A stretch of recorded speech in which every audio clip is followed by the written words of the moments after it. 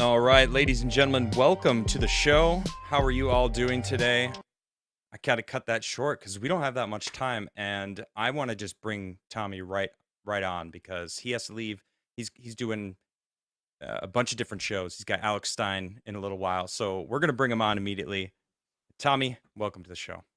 Thanks for having me. Thanks for having me, mate. This is a time Yeah, when I need a voice more than ever. I understand that. I feel like I'm on some lists as well. I'm not as obviously a big of a figure as you, but once you vocalize you're against the main narrative, the machine that is, you kind of get sidelined, and the bigger your voice is, the further they push you onto the sideline. So I definitely see that with you. Well, thank you for joining me.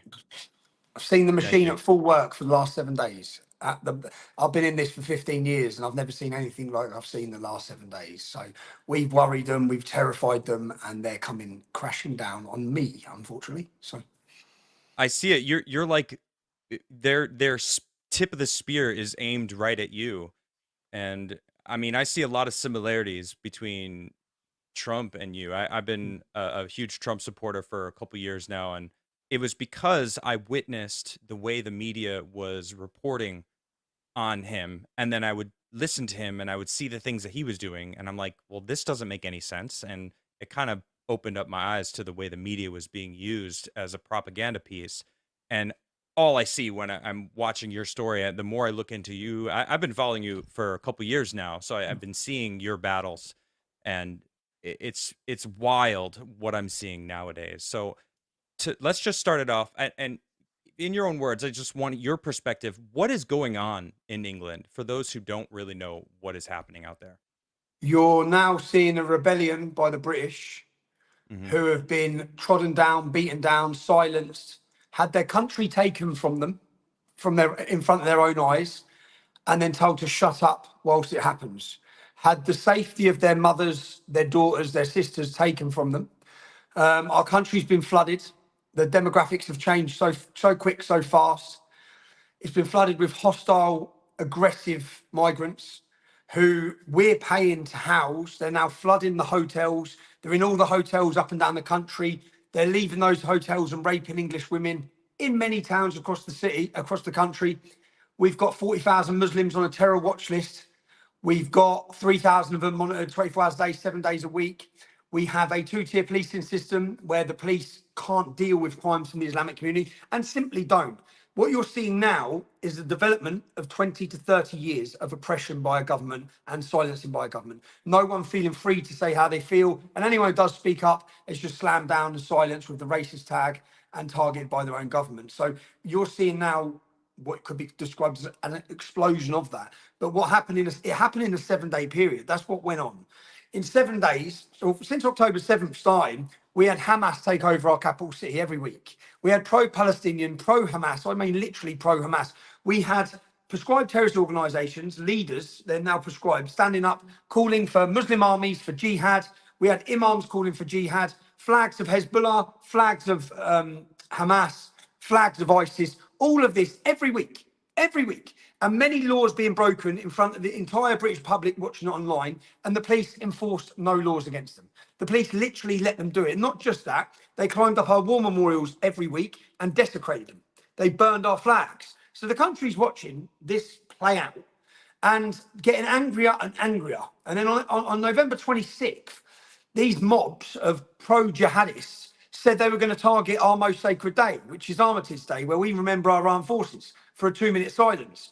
And because the British public, because we'd watched the inability by the police to deal with these criminals, we decided, I made a call for British patriots to come down and defend our memorials to prevent these jihadists desecrating them.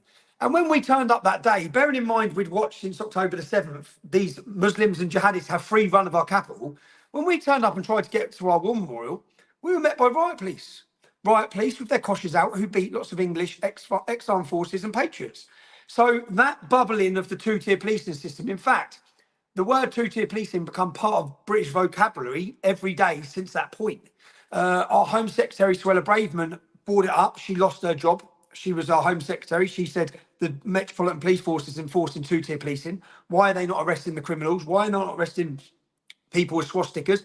Why are they not arresting people for calling for gassing the Jews? But then they come down and get all heavy-handed with patriots. So that was the first development, and it was that first demonstration that I organised. I then received legal notification that they were looking at the legalities of prosecuting me for a film that I'd made 3 years prior.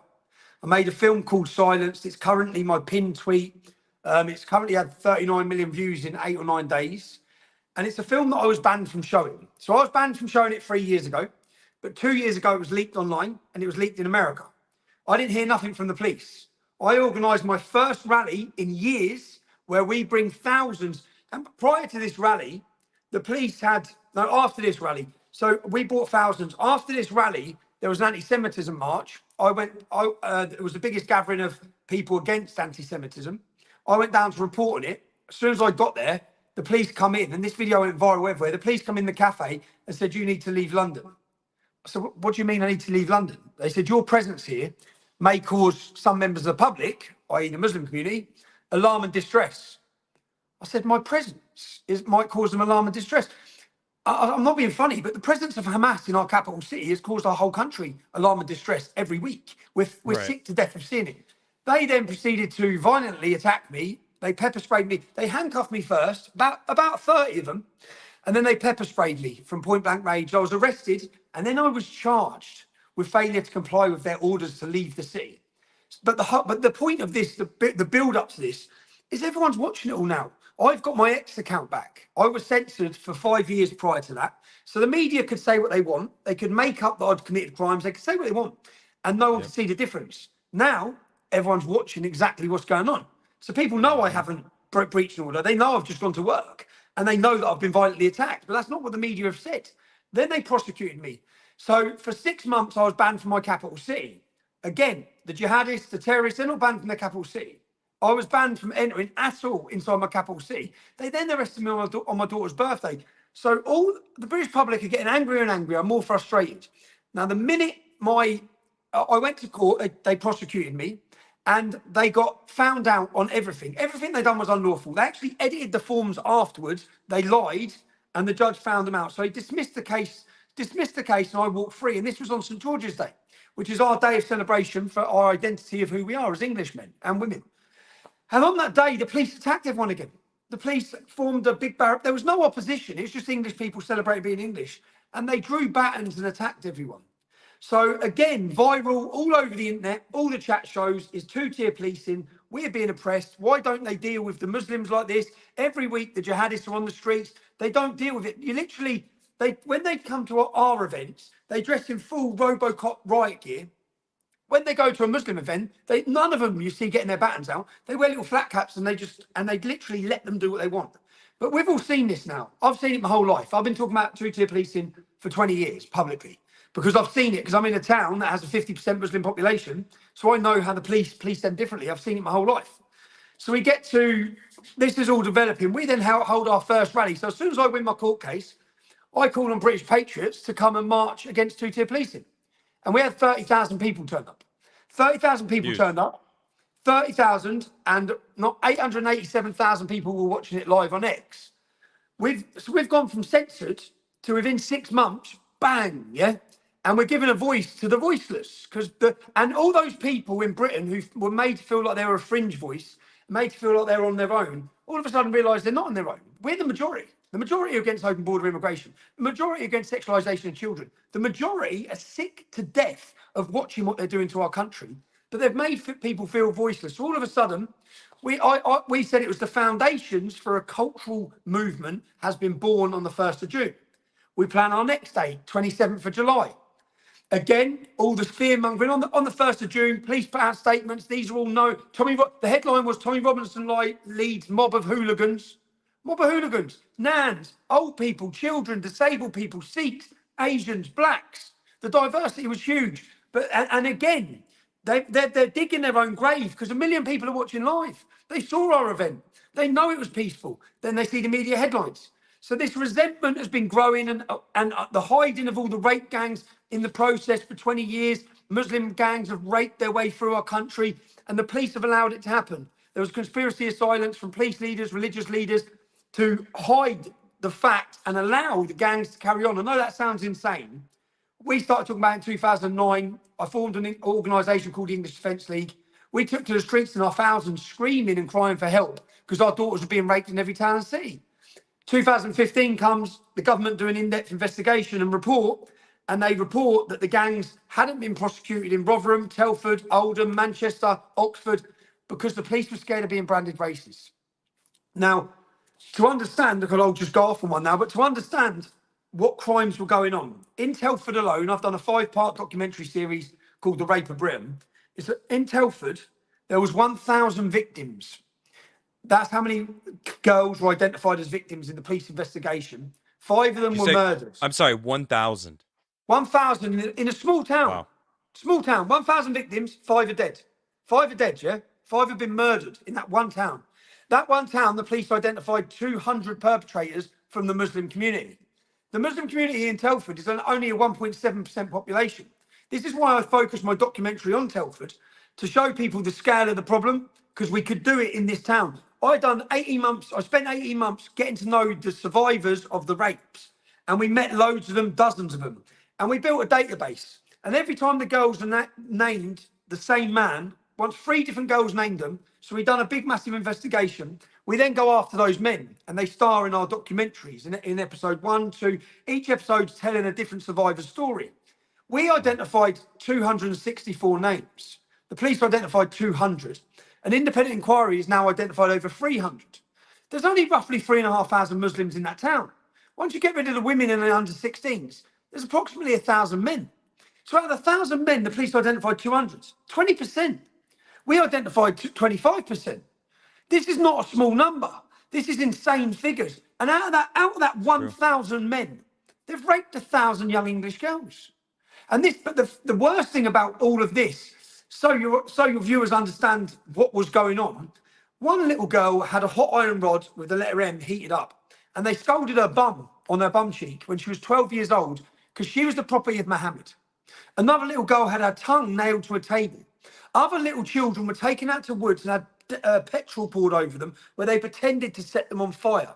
They tortured these girls. They after raping them, they'd urinate on them.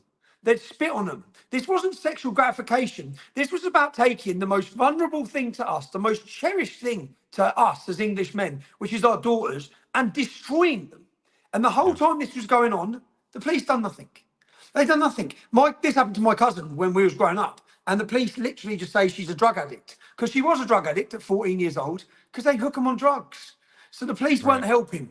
But this is the darkest stain on British history, these crimes. And we now have 65 cities where where the police have identified these gangs operating, but they're operating in every city with a Muslim community.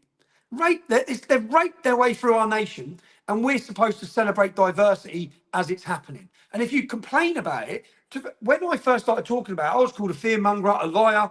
No one believed us. And then worse, you're supporting them with your taxes also. We're paying. You're paying for them. Bro, 2 dads got together in Rotherham. Rotherham has 1,400 victims. That's the numbers for that was in a 16-year period. 1,400 victims in Rotherham. Wow. Some are dead as well. Now, 2 dads got together. They went to the house where the Muslims are raping their daughters. There's about 8 Muslim men in there. 2 dads have come. Their 13-year-old girls are in the house. They start kicking off at the door to get their daughters back. The police turned up and arrested the dads. They left the girls in there. The police turned up at a derelict house, so an abandoned house. They found 5 Pakistani adults sexually abusing and raping a 12-year-old English girl. She was arrested for drunk and disorderly. The girl was. The men weren't.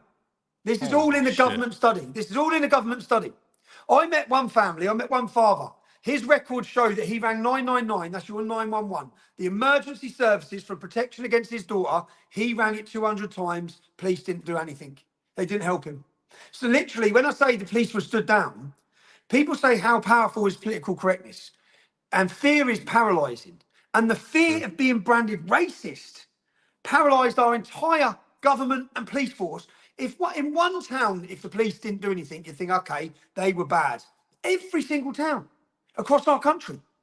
That's not. It's a conspiracy. You've all conspired together with the government and police not to allow a generation of our daughters to be raped at the altar of multiculturalism, because you don't want to. And so when someone like me comes along from Luton Town, working class, and I start getting people on the streets and highlighting this, obviously they have to shut us up, because if people know the reality, all of them have got dirty hands. And the reality is, this is the reality of open border immigration.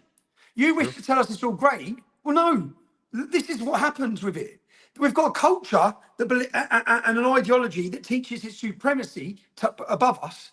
It teaches hatred against us, non-integration, zero assimilation. We've got total Islamic ghettos and enclaves where you could walk down the street, you won't know where you are. You could be in Kabul.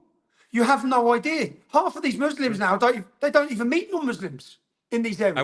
I went to England for the first time last fall in September, and I landed. I got off the plane. I took a train, and I didn't hear English for the first hour and a half that I was there.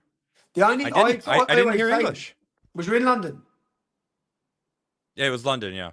Yeah, get out of London. London's not England anymore. London is not England anymore. I think English people are 30% in London, 33% white English people. Wow.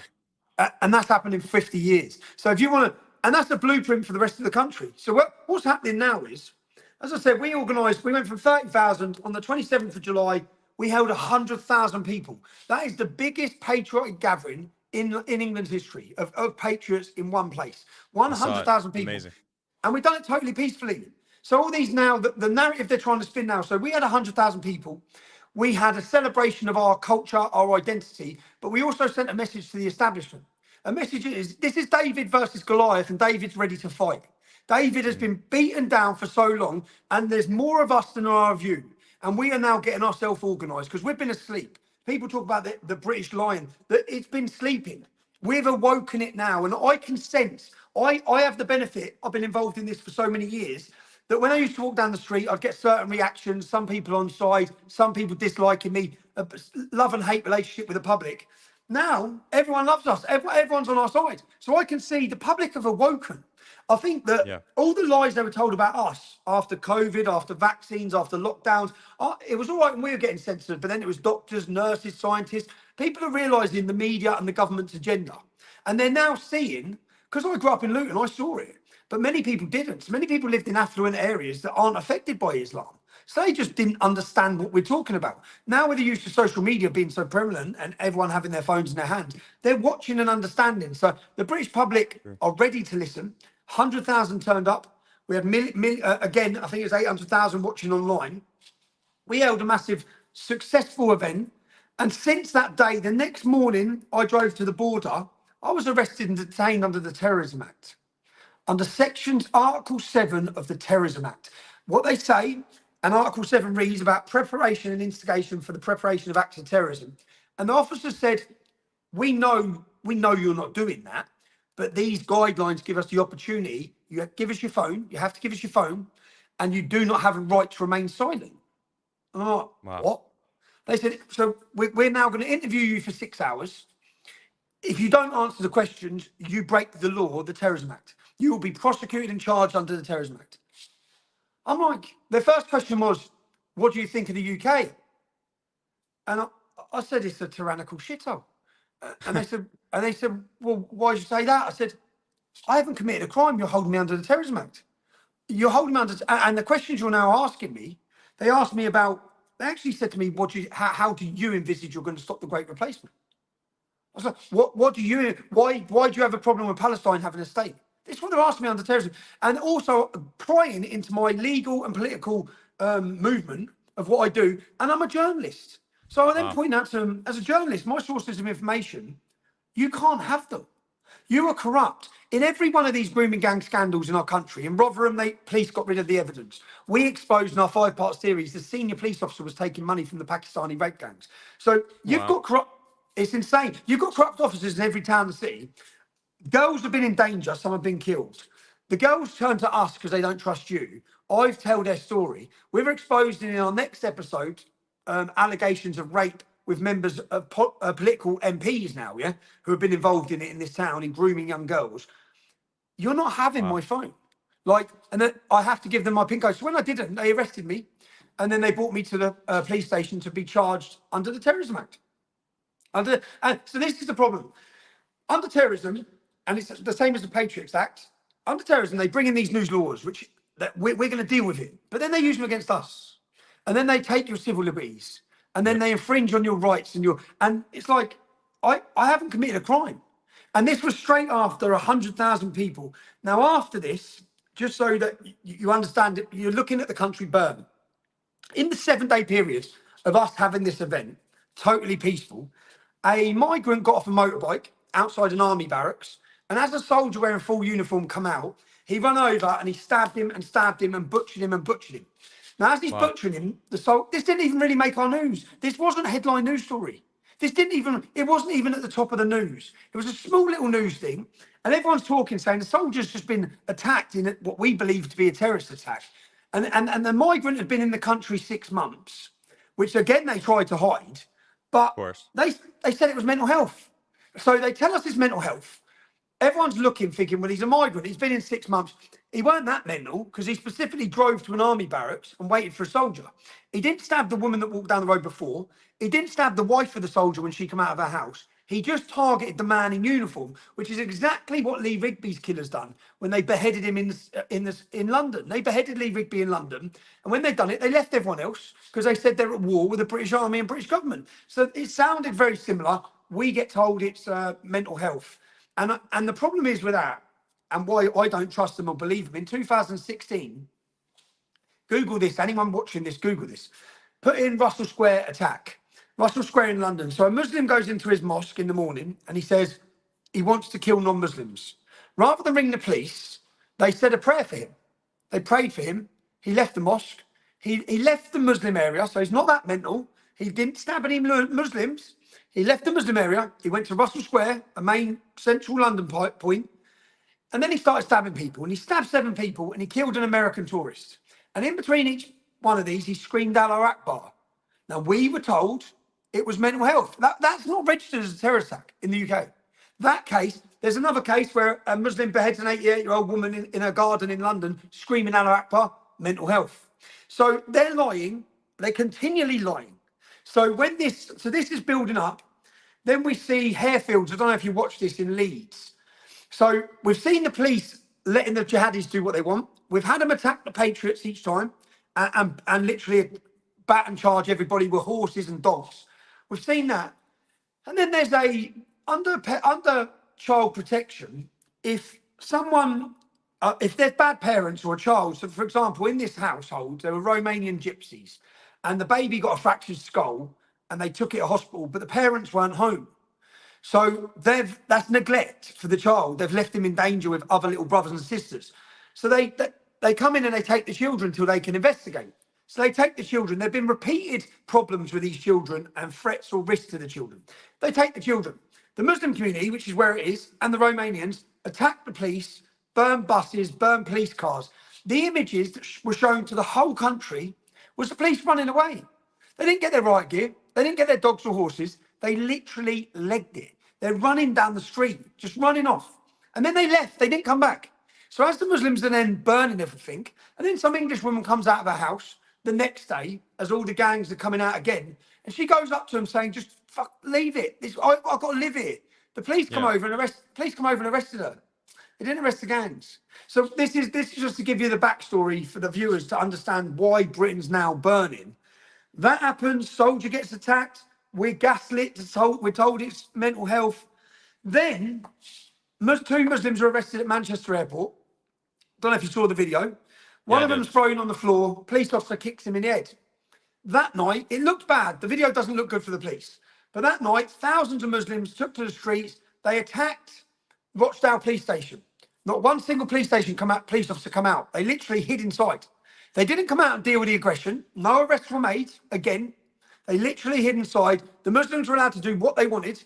Then the Muslims come out on TV saying that night and demanding that their 2 brothers are released from the police cells.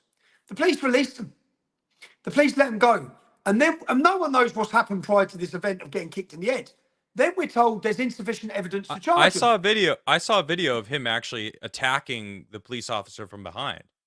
The same dude who got kicked. That video comes out after the police let them go, saying there's no evidence. So the police let them go. Of course. They give in to the threats, let them go. Then that video comes out. So then all the British public around the country, we're all watching the video going, he just battered 3 police officers and he's been let go because they're threatening to riot. So the message sent from the when the Romanians were rioting as well, this is all in the same week. As the Romanians and Muslims are rioting in Leeds, in Harefield, the Romanians come out and make a statement to the police after 2 days because they've still got the kids, the police have. They say, if you don't release the kids by tonight, people will talk about the riots that are happening tonight for 100 years. You better give the kids back. I knew as soon as they said that, they're going to give the kids back. They give the kids straight back. So the British public are watching thinking, well, it's violence. You listen to violence. You listen to mob rule. You don't go by law. Those 2 Muslims who attacked those police officers still haven't been prosecuted. Now, we'll get on to what happens next. And all this is going on. And then you've got the incident of the girls at a Taylor Swift music dance thing, 7, 8 years old. And you've got us really... I spoke to one of the uncles. This lad, he's 17 years old. He's gone in there where all the little girls are. The first girl he got was this bloke I spoke to's niece. He grabs her by his hair. He stabs her through the face. He then stabs her, takes her bicep off. So he's ruined her face. He stabs her again 3 times, drops her, thinks she's dead. Goes on to the next one. Bang. He butchers an entire class of little 7-year-old, 8-year-old, 9-year-old, innocent, most beautiful, innocent little children. Stabs 2 adults as well. And he murders 3 of them. Now, to understand the upset within the community, I spoke to that uncle. So his niece has been done. And on the other side, his goddaughter's dead. Stabbed her 7 times. So in this one little, and it's a tough area, Southport. It's a working class, tough man's area. Yeah. So an English area. They're furious. They're brokenhearted. The whole community is out. So that night, they're all out. And as they're all out for a vigil, another Arab with a balaclava and knife is arrested round the corner. See, and word spreads. They've come to do it again. And the police didn't give the name of the gentleman that's gone in and stabbed the kids. The police said they're managing the situation, yeah? So within an hour, they said it wasn't terrorist related. How could they know that? How could they possibly know that within an hour? They've done no investigation. They're not even questioned him. We know that. They don't question you straight away. He's probably in the hospital. Everyone's been stabbed. It wasn't terrorism. So everyone feels like they're lying. There's no one, unfortunately now, we can't trust the media or the police or the politicians. You've continually lied, whether it be about COVID vaccines, everything. You lie about everything, whether it be about Iraq, Afghanistan, whether it be about Ukraine. You lie. You're lying to us all. So people don't trust them.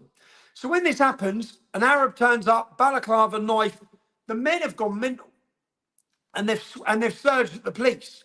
The police, of course, then they haven't run away. They've got batons out and they're fighting with the English men. The English men, and there's a mosque at the end of the road. And all these clashes have taken place. Now, at this time, I've nothing to do with it at all. Nothing at all to do with it. The people are shouting, save our kids, save our kids. The British public are furious at everything that's gone on up till this point, at being called racist. So.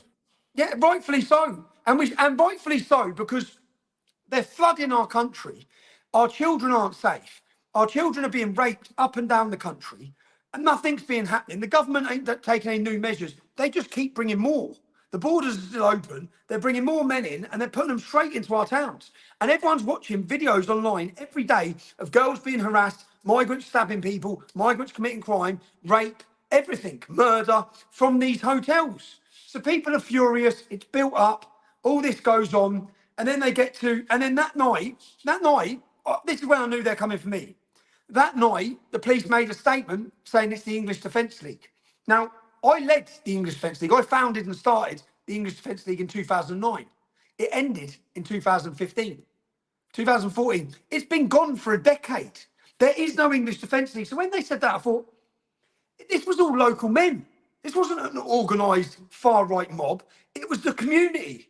Why are they saying it's the far right? And straight away it come out far right, far right, far right. I thought, well, what that does is it means the government don't have to deal with the problem. Because rather than accepting and telling the world the public are out and they're furious, they can blame it on the ideological group of far right. So they said right. Tommy Robinson, and then they're all associating it with me. I leave the country. So when I got out from counter-terrorism, when I got released from that I got in my car because I had a holiday booked that I booked 18 months ago. From that first night of riots, when everyone was rioting, then other demonstrations started getting planned. Now, from the offset, and I've showed these videos, I went online straight away after that first night and said, stop committing violence, man. It doesn't help. Stop burning stuff. You're attacking innocent police officers. So my message has been exactly the same from the start. Now, you wouldn't know that because at the minute, I've been put as the face of the riots. It's been said by the media, politicians, police, that I have instigated and incited violence. There's not one single bit of evidence of that, but they've now painted the picture. After we were on the verge of a cultural revolution, 100,000 people, mass public support, in the last 7 days, they've built up this image. And then there was, what they don't explain is, there was a hotel in Hull was attacked by locals in Hull. So this triggered across the country people who have been angry in their towns and cities to come out on the streets. And in Hull, a migrant asylum seeker that we're paying for left that hotel and stabbed a pensioner to death while shouting, "This is for Palestine." Literally, terrorism is coming out of the hotel, and they don't talk about why they're rioting. The same then in Tamworth, there was a hotel attacked in Tamworth. Well, Mohammed from the hotel raped a local girl as she was walking home. People are furious in these towns and cities, but they don't want to discuss why they're angry. They just blame the whole country, far right, far right, far right. And then it all got thrown on my lap. And that's what they've been doing. And I realised when they've mentioned the EDL, and then from that, I've watched as they've just continued every news piece. And then I'm away with my children, and then they get pictures of me in my sunbed, and then the headline of our national newspaper, the Daily Mail, that goes everywhere, says stoking the flames of hate from his sunbed. And then they've landed, and do you know what they said was my controversial tweet that was stoking the flames of hate? I said mass deportations are needed. They are. That's not stoking the flames. All across the West. Get them out. We've had enough. Yeah, we've had enough of not. If it was women and children that were fleeing war zones, this would be a different conversation. Agreed. It's hostile, arrogant, violent Muslims coming into this country. Military-age men. Gone through 16 safe countries to get it. They've gone through 16 safe countries to get it. They're not refugees. They're economic migrants. They illegally entered our country. We're paying for them. And the problem in the UK is people can't get in to see a dentist. They're pulling their own teeth out. The waiting list for the NHS is through the roof. People can't get a doctor's appointment. In all these hotels, they've got dentists and doctors. They've got first choice on everything. People can't afford their heating. These lot have got 4-star hotels. People are upset. People are upset. But rather than talk about why they're upset, rather than talking about the government failures of open border mass immigration, it was Tommy Robinson's fault. And that's what they've built up. That's what they've built up. You know, and I wanted to add, though, because it isn't just the Muslim community and the immigrants that the government's protecting, because even in your own documentary, Silenced, there was that Antifa guy that they gave your address, doxed you to have him, and he was psychotic, my goodness. But he was protected. He wasn't arrested from all the crazy shit that he was saying online. So there obviously is this protected group that goes beyond the immigrants. You know, it's the useful idiots that they're using as well. They use them. They build you up. They build you up, put a target on you with the hope that one of them will do something. They've told the whole Muslim community of the UK. They've told the whole Muslim community of the UK that I've instigated all the violence and attacks on their mosques because there's been lots of clashes in towns and cities. Who's the person that all the Muslims now want to get? It's me. They're making videos with machine guns. One of them got arrested today by armed police. He made a video of machine gun saying he's going to kill Tommy Robinson. So that's what's happening now. They've built us up. And that film I made, so 3 years ago, I was taken through the courts and bankrupt to the tune of £1.6 million. And after they bankrupt me, I produced covert recordings and footage, and I'd made a documentary to prove that their entire case was a fraud. It was a lie.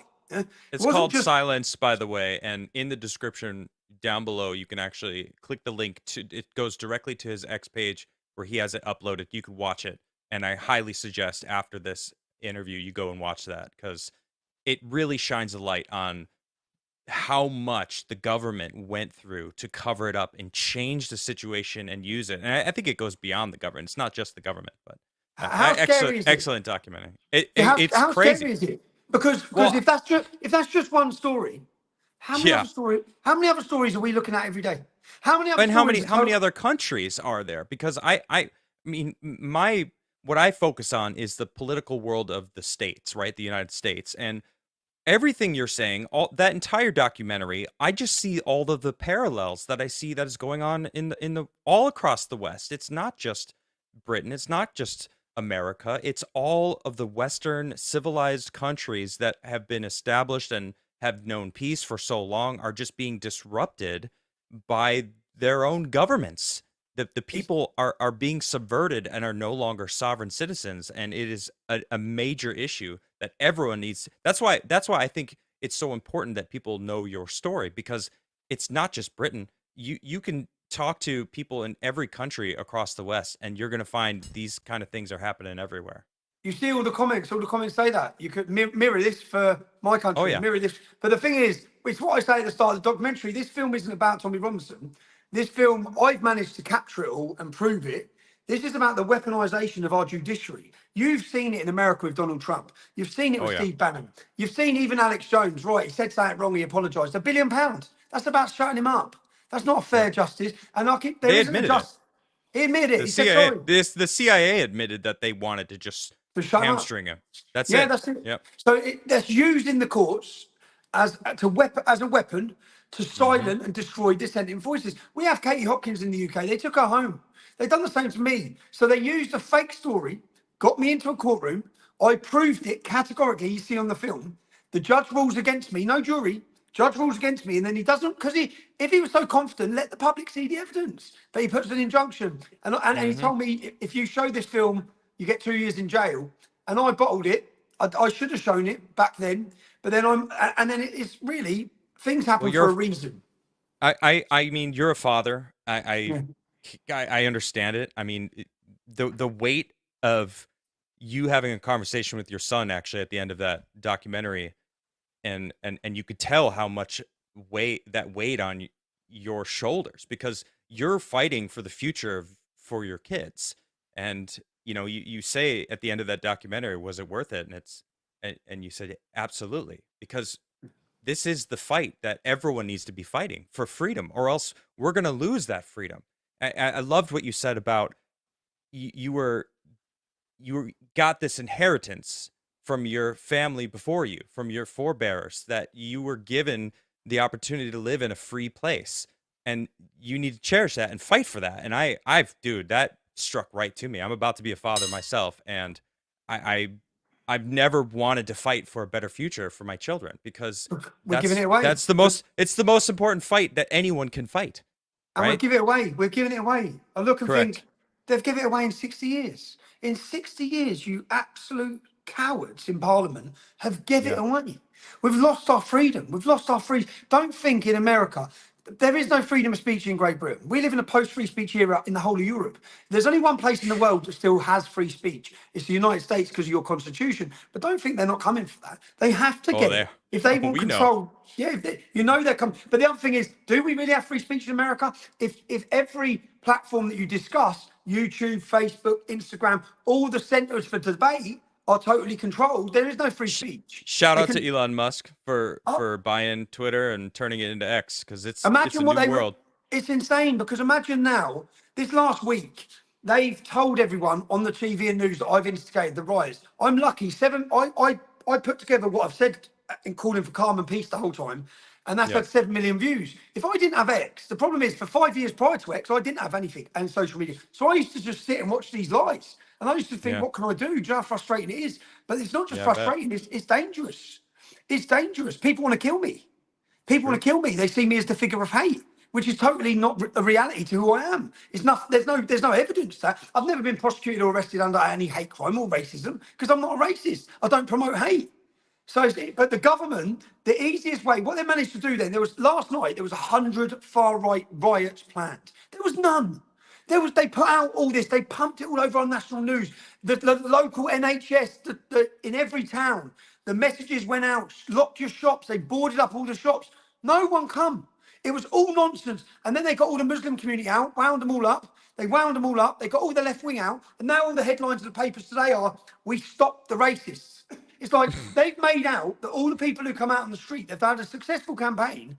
were far-right racists. They've took away the legitimacy of why people are out. No one's even having Right. a discussion now. They're not even talking about the 3 girls who got murdered. No one's even having this discussion. The whole discussion, far-right riots, far-right riots.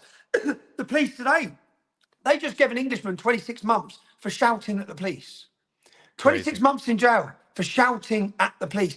The head of the prosecutions has come out and said, if you share a video of a riot, you may face prosecution. Because the problem they've got with X, which is why they're coming after me, it's why they're coming after Elon, is Muslims all week have been out rioting with swords in their hands, attacking people, beating people. It's not been on any media. It's banned from any of the other platforms. You can't see it. All you see is far-right racist English. The narrative, they control the whole narrative. Along comes X, along we come, and we blow their narrative out of the water. We show everyone the truth in viral videos. So they're now talking about bringing in new laws. New laws to what? Take away more speech. Not because we're saying anything criminal, because we're showing the public what you're not showing them. We're showing the public that 6% of the UK, we have an Islamic community that our government can't control. And that 6% will come 20%. We have 40,000 British Muslims on the terror watch list. 4 times as many British Muslims went to fight for ISIS and have ever joined our military. We've got a massive problem. You can't talk about it. Far-right racist, bigger. Mental. So we only have about 4 minutes left before. I mean, you have to go do Alex Stein. So I have so many questions. I did this whole preparation thing. There's so many different things I want to talk to you about. Joe, I'll come Uh, back. I'll come back on. You're right. You're right. I'll come okay. back on. I'll do Alex Thank Stein. you. I'll come Thank back you. on. Yeah, I appreciate. Well, no. You have to get up at 6 a.m. Yeah, don't I worry. I'll come totally back on. understand. I'll come back Are you on. sure? I'll come back, mate. It's an important message. Do you know at the time I'm at? I faced 2 years in prison. I know I'm getting I locked up. understand. I know the Yeah, guns are on. The guns are on me. I've never had an attack like this. I feel like I'm getting it from everywhere. I'm grateful to have an opportunity to tell my story because I know they're going absolutely. to lock me up. And the only answer I have to tackling their narrative is the people listening to this. The people who are going to see this, they're going to watch the documentary, see the truth. I'm lucky that 39 million people have watched my film because when they lock Yeah, me up, 39 million people know it's a lie. So sure. so I'm grateful to have this opportunity. So I will come straight back on as soon as I finish with Alex. Okay, so I'm on. I'll just stay here and go do Alex Stein, and we'll wait for you to return. I'm on with him for 30 minutes. I'll be straight back on. Yeah. All right, sounds good. Cool, bro. All right, bye. All right, Tommy. Cheers. Well, everyone, I'm gonna hang out because he has something planned with Alex Stein, or he had a show with Alex Stein planned, and I haven't looked at chat at all. How you guys doing? It's good to see you all. Thanks for joining in. If you haven't liked the stream yet, please do like the stream. Please subscribe if you haven't subscribed. I will be clipping this and putting up clips, obviously, but it was great to talk to Tommy so far. I have a lot of questions as far as what his plans are. My goodness, there are specific things about what he's been through. He is coming back.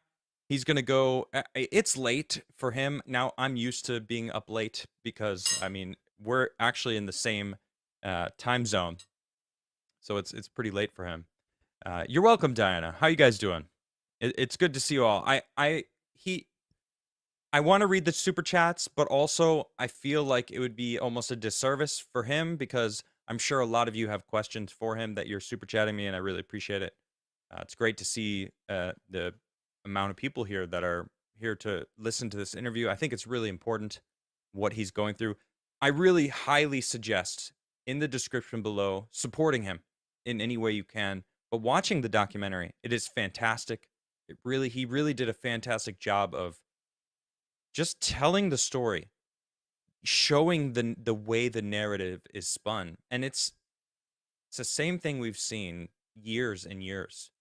And I said a little bit that it reminded me of the way that they spun stories about Trump, but it's bigger than that. It really is everything, every single event in the past 4 years of me paying attention to the news and paying attention to what actually happens and cross-referencing the truth and finding out that they're lying about it to push a narrative.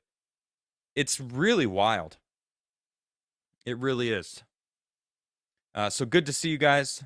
I look ill? No, it's just because I'm getting old. I'm getting old. I've got bags under my eyes. And I don't have my glasses on, so You guys are seeing my eyes for the first time in a long time. So these stories were horrifying. It is really just I'm kind of blown away with the amount of stuff that I was talking to him about. I had no idea. I did invite George the Giant Slayer if he wants to join. Your normal glasses hide it well. Oh, thank you. Thank you. I don't think I look ill. I think I look good. What are you talking about? Thank you very much, Mom. How you doing? My mom's in chat, everyone. Say what's up to my mom. If you don't mind, I do want to read some of the super chats, but I do feel like when Tommy is back, I don't want to I want to ask him questions. I want to as soon as he gets back, I want to focus fire talking to him about questions that he's going through. I have a bunch of questions that I want to ask about specifics of stuff that he's going through. Thank you for saying hi to my mom, chat. You guys are the best. So I would like to read your super chats and your questions for him.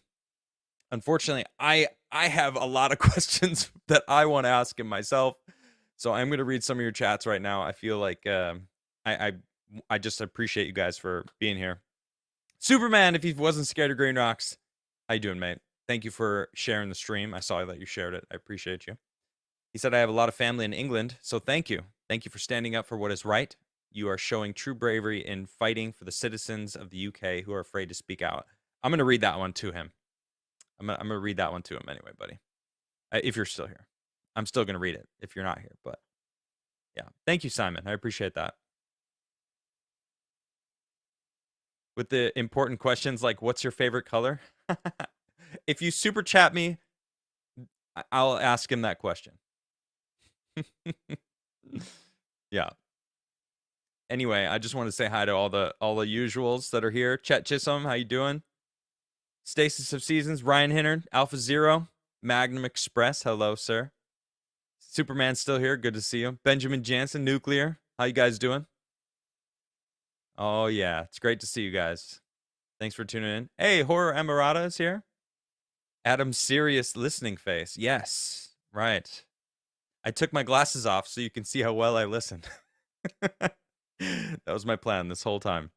Diana Francisco. Kenzo, I see you, mate. Hope you're enjoying the interview. I know that you reached out and said you were looking forward to this. True Pop Culture. Hey, Justin Bieber's in chat. Let's see. Who else is here? Just want to say hi to everybody. Lord of the Ree. Hello, sir. The Dune guy. Hello. Squigs. What's up, Squigs? Pepe Payne. Adam got all cleared up for this interview. Damn straight. You know, I want to just take this moment to say thanks to Lisa Elizabeth over on X. She reached out of her own accord. Obviously, she wanted to get Tommy's story out there because I think it's so much bigger than England. It's so much bigger than what's going on in England right now in the UK, because it's the West. It's the full West. This media conglomerate, fascist connection with the government that they're using. That it's this one big system that wants to take everyone's rights away. That's the end goal. Let's be real. The WEF, the communist Marxist bullshit wave, New World Order crap, like they want no borders. Everything he's saying about the UK, I could see parallels to the America. It's the same thing. That's why Kamala wants equity and no borders. She's the border czar. Guess what? She handled the border exactly as she wanted the border to be handled. Let them all in. Let all of them in. All of them deserve health care. She wants to give them all health care. And if she becomes president, yikes. Holy shit, I can't even believe I said that out loud. She's going to make it happen. The same thing in the UK. She wants that. I mean, and Tim Walz, he wants to take your guns. You know, the whole stolen valor guy that claimed the weapons of war that he carried in war, which he never even went to. He wants to take their right away, take Americans' right for defending themselves. Well, guess what? You do that, what's going on in the UK is what's next. You get arrested for saying something. Sweden does have freedom of speech, though. I just gotta add that. So it's not America, though. It's not Constitution. There's a reason why I love this flag behind me. Okay? The throat goat, Kamala Harris. Yes, Metastep. What's up, Meta? How you doing, man? Cello of the Sea. Hello. Hello. Just saying hi. If I haven't said hi to you guys, I appreciate you all. Prayers to Tommy. I'm sure he appreciates it. Mako XL says, shout out from Canada, Tommy. I feel like I want to read these because he's got to get up at 6 for another interview. So it's right now 1:20. He's going to come back in about 15 minutes.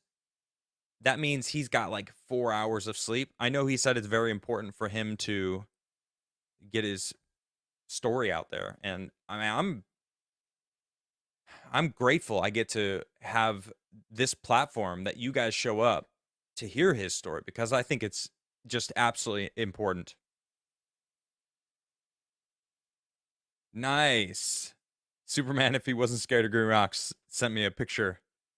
He's watching me on a big screen, on a projector on his wall. It's pretty cool. You're an hour behind me?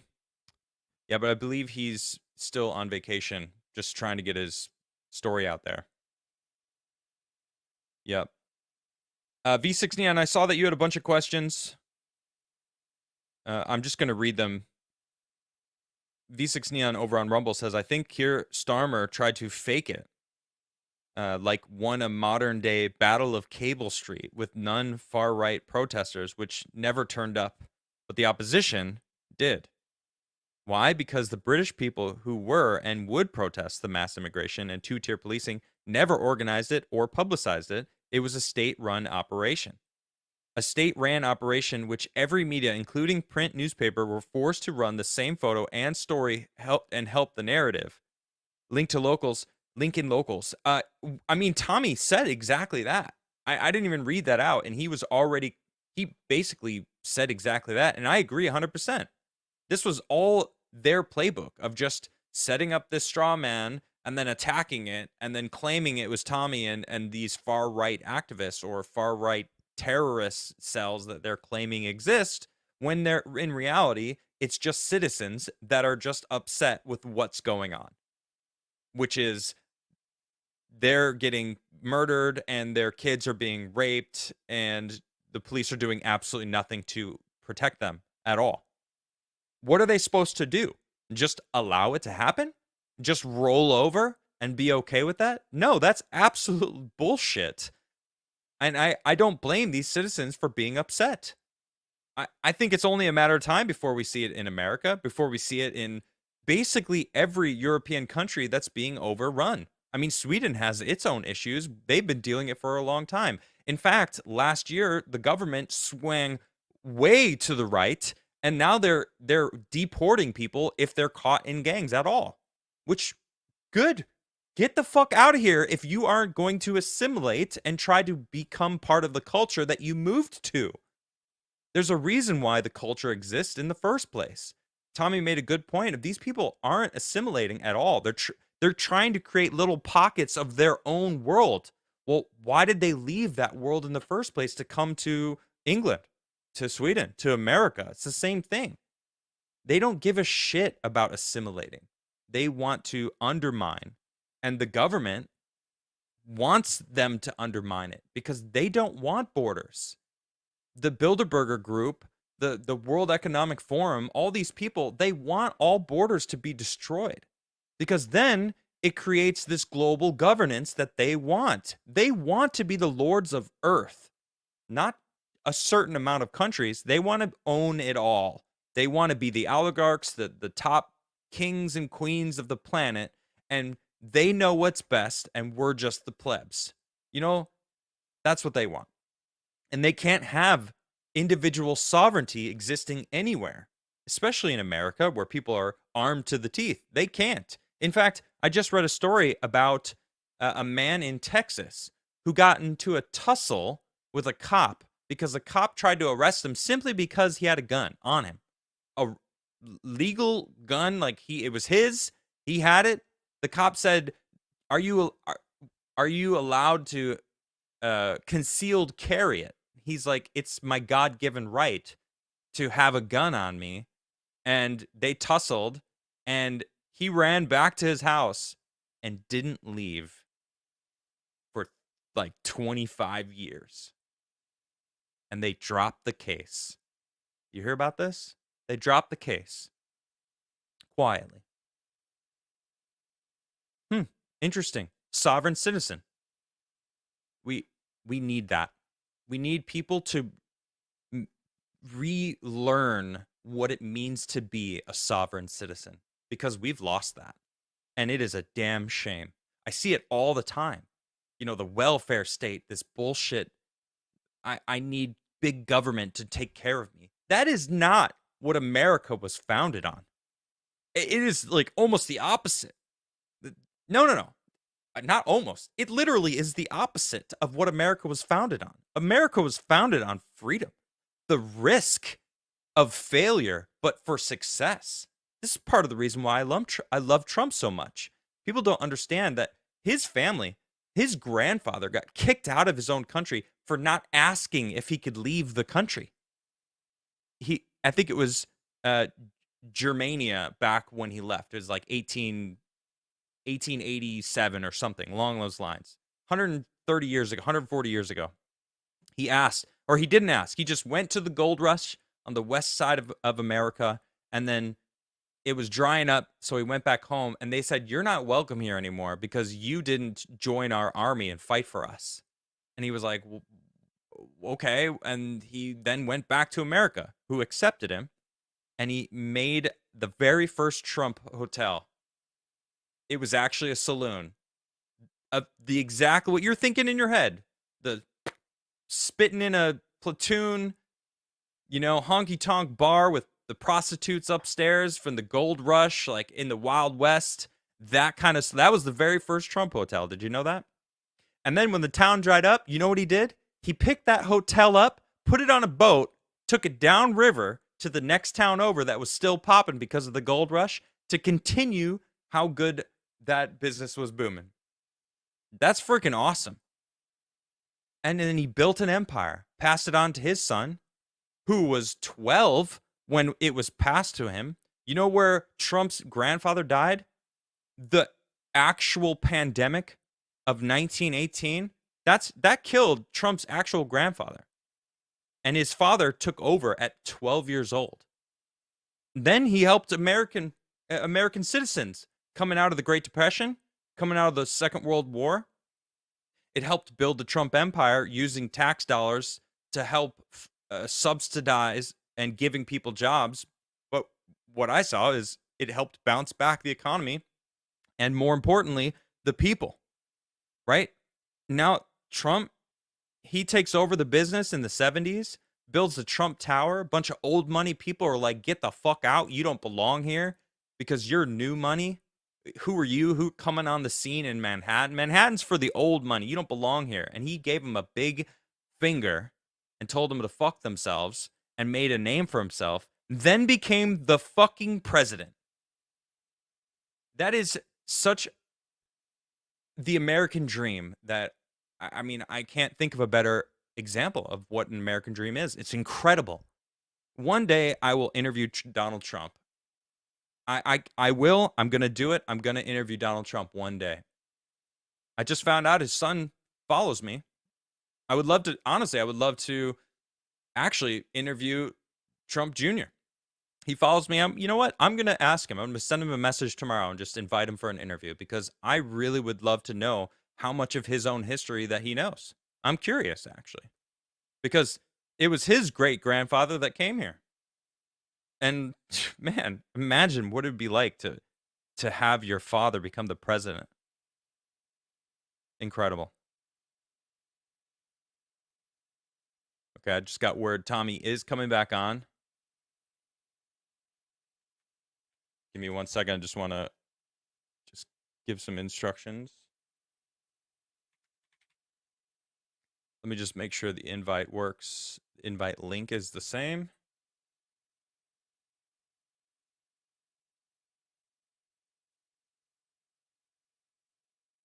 Okay. Pardon me, everyone. I just want to make sure the invite link. Yeah, okay. It's the same link. All right, so he'll be joining. Yep, he'll be joining back as soon as he can. He's doing Alex Stein right now, Pimp on a Blimp. I don't know if it's live. Actually, let's check. If I wonder if it is live. Is Alex Stein's show live?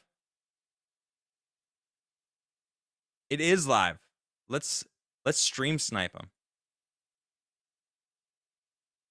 Here's Alex Stein right now. Okay, so Tommy's on live with Alex Stein.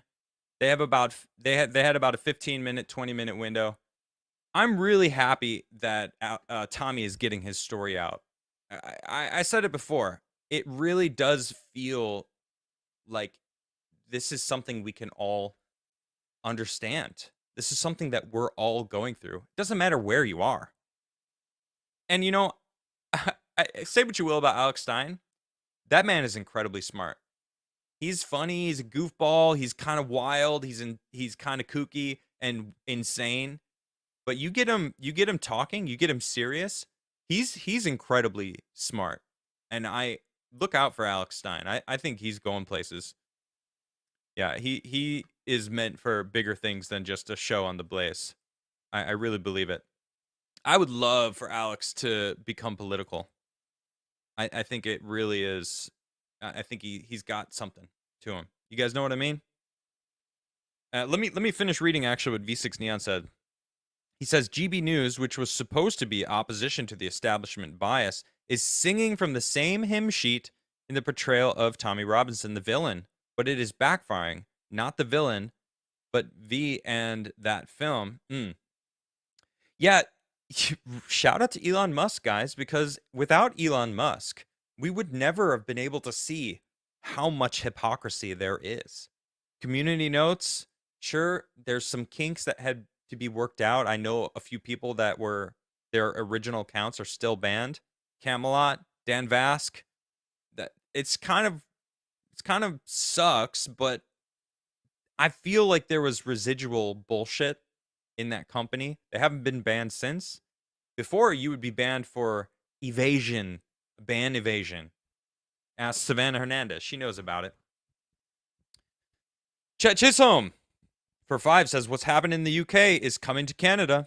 The laws they are drafting here are even more authoritarian. Thought crimes and life in prison for wrongthink. It happens while we have ISIS. Yep, Chet, exactly. And Khalistani terrorists operate in our country and face no consequences. When patriots are the enemy of the state, there are dark days ahead. Godspeed to our family in the UK. Hail Britannia. Yeah, Chet, you're absolutely right. And it's not just Canada. It's they want it everywhere. They want it everywhere. They really do. V6 Neon again says, please be advised during lockdowns, government were going door to door seeing which houses were occupied or not. That survey will be used for their new program to move immigrants out of hotels into villages. I didn't even think about that.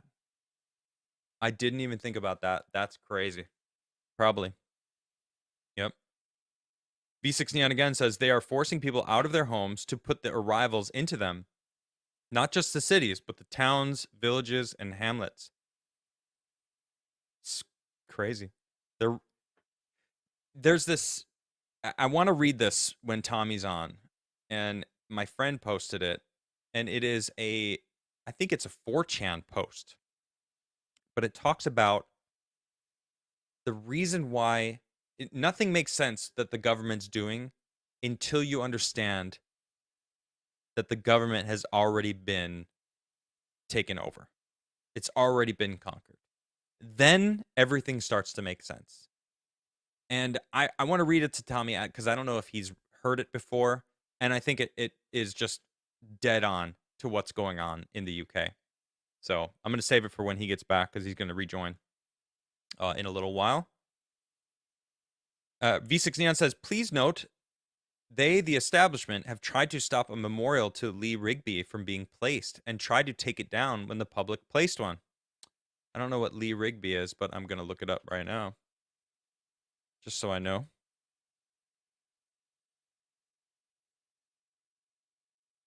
It was they were attacked. It was that was the British soldier that was attacked and killed. Okay. At the barracks. Okay, that was who Tommy was actually referencing. Okay, I got you. V69 again says a pensioner in Hartpool was killed at court, declared it a terrorist act. The judge said the killer had hoped to frighten the British people and undermine the freedoms they enjoy. Is that the pensioner that he mentioned earlier? Maybe. Chet Chisholm again says, Adam, there is so much we can talk about when the time comes. I hope Americans are paying attention to the UK and Canada. They're trying to do to you what they're doing to us. Please thank Tommy for me. I will. I really do appreciate Tommy for just joining me in the first place. I want more people to hear his story. I've learned a lot about him and his fight that he's going through, and he's a father, and I can see the reason he's fighting so much is because he's a father.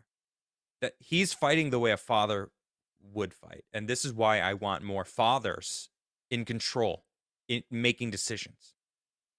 I think there's a huge difference between people who don't have kids and people who do in positions of power.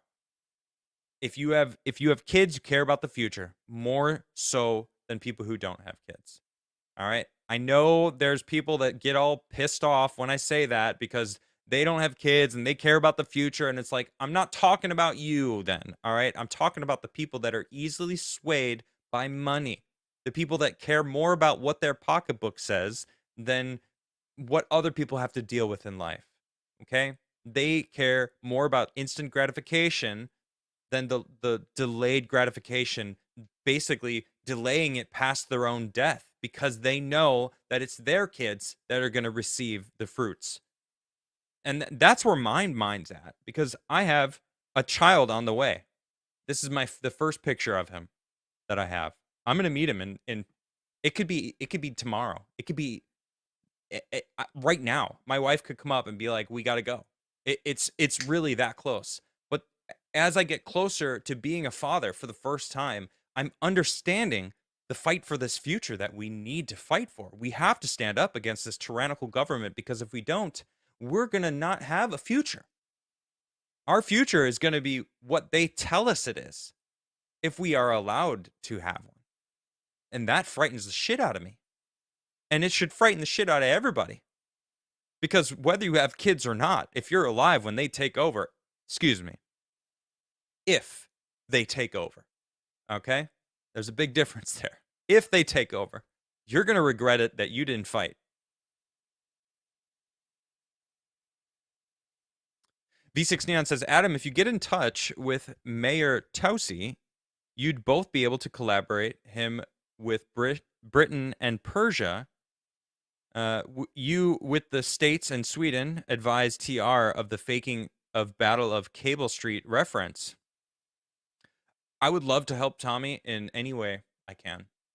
And I'll let him know that he's got we've been communicating, so he's got my direct line. He can contact me anytime he wants to use my platform to have me post something up for him because I truly believe in his fight, and I can see how he's been made this boogeyman that they want to blame everything. It's just like Trump. It's the same shit, dude. They're using him as their scapegoat. Like Tommy said earlier, they don't want to face the consequences of their inept or malicious actions because let's be real, it's probably both. Mostly malicious. And if they're actively not going for fear of offending someone or for fear of riots, that's malicious to me. Okay? I think they're one and the same. Yeah. Just catching up with the Rumble. Pepe Payne says they can only take what you give. People are too cowardly to understand that, which is why I respect Tommy so much because he is risking it all right now. He has a family. He's probably going to go to jail. They want him gone. He is standing and telling people to stand up and fight or we're going to lose it. They can't have those figures. Why do you think they went after Alex Jones? Same reason.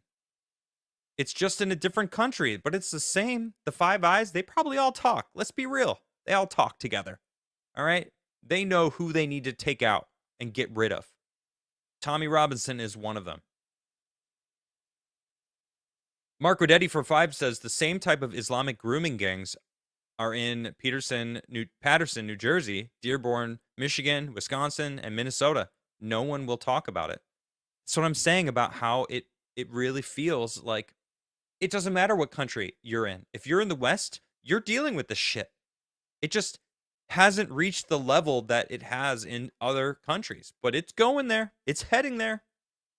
And maybe it has, and we just don't know about it because the media is suppressing it, because they're being told to suppress it. Absolutely insulting. They insult our intelligence. They think that they know what's best instead of allowing us sovereign citizens to decide for ourselves. Really is insulting. Young Pei Chang for $50. Young Pei Chang, I hope you're still here. This was a little while ago. I saw this come in. I wanted to give Tommy the window to really just tell us what's going on. And he went for 30 minutes. I don't think I even said a word. It was incredible. But thank you very much, Young Pei Chang, for that huge support. $50. That's amazing. Says, thanks for doing this, you guys. Don't let the scumbags get you down. Well, I won't, and I'm gonna fight, and I wanna help Tommy in any way I can. I highly suggest watching his documentary, Silenced. You can click down in the description below. I have a couple of his links. Link to his book, a link to the documentary, his X page. Definitely the best way to follow him. So definitely do that. Young Pei Chang, thank you very much. I really appreciate you. It was almost like talking to Tim again. South of the Hill for $10. Thank you very much. Says, I have to violate rules 1 and 2, but in order to unlock our inner bravery, start up some fight clubs? Here's the thing. Okay? Now, if you watched the movie Silenced, you'd understand that there's this asshole kid that was an immigrant who was bullying everyone, fighting and punching girls in his school, and someone stood up to them. All right? And the someone that stood up for them was labeled a racist and basically got dragged through the mud because they twisted the story to make it seem like he was this racist, xenophobic student that was bullying this innocent little kid, this innocent little immigrant from Syria. No, the kid was a fucking asshole and was terrorizing his school. The teachers thought he was an asshole. Watch the documentary. It's incredible. But the same thing is it would happen. You'd get a fight club, someone would get punched, and the news media would then spin it that, oh man, we got these people being attacked in this fight club or whatever. Who knows, right? Hey, thank you very much, Simulacra. Appreciate that a lot. Bobby Lane for 20 says, Tommy Robinson. Thank you, Bobby Lane, for that 20. Appreciate you. Marcus Mainwright for £5 says, Jamie Bulger's killers were both 10 years old when the world knew about them, so why can't a 17-year-old be exposed to the public in the same manner? Because they need to be protected. Because the public is essentially just children in the eyes of the government. Let's be real. That's how they look at us all. They look at us like we're children. True Pop Culture for £5 says, as a Polish immigrant, living in the UK has never been more worrying. It's turning into modern day France. Keep up the good work on the reporting. Thank you very much. I appreciate that. And then again, real quick, I just want to give a shout out to Lisa Elizabeth. I know I gave her a shout out earlier, but without her, I wouldn't have been able to interview Tommy. She made the connection to allow me to meet him and have him come on my show.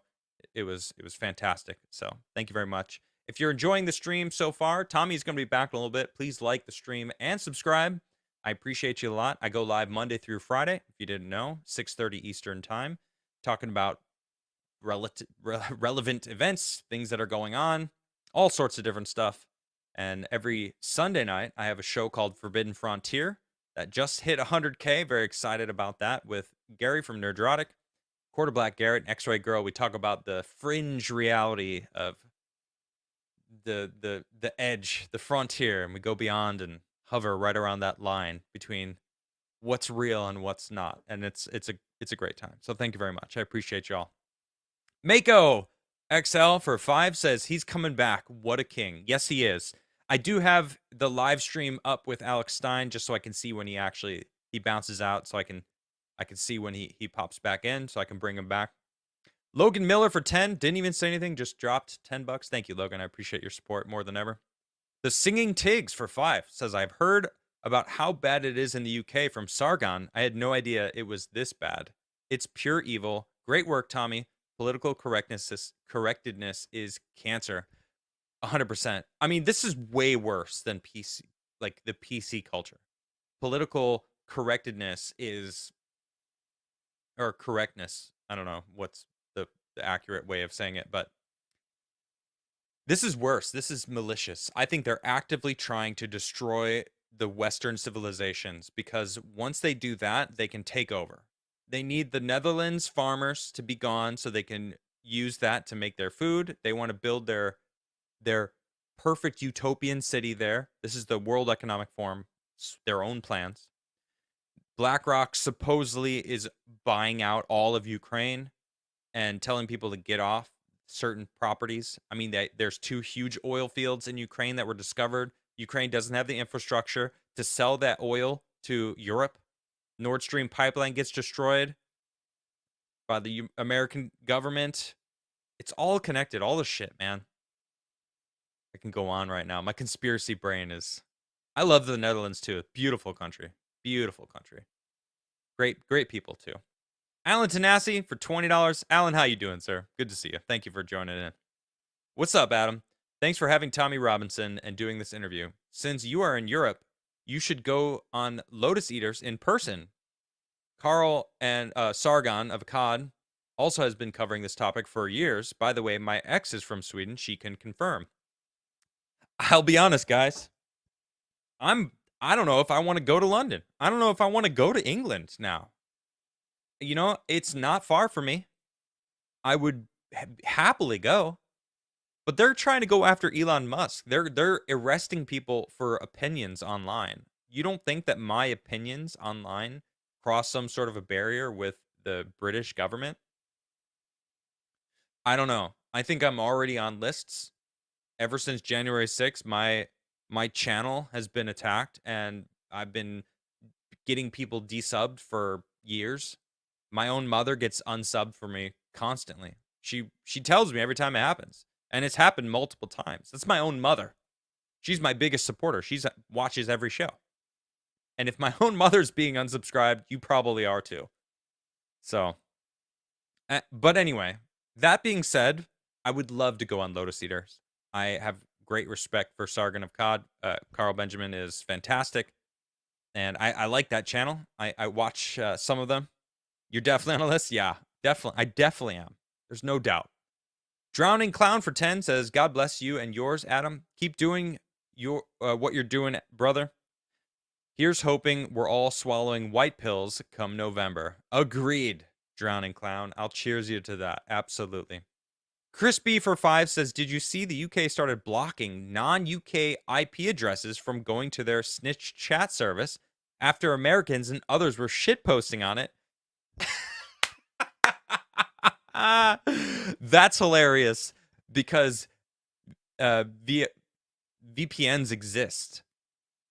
So those shit posters are just going to use a VPN from a UK IP address and shit post all the same.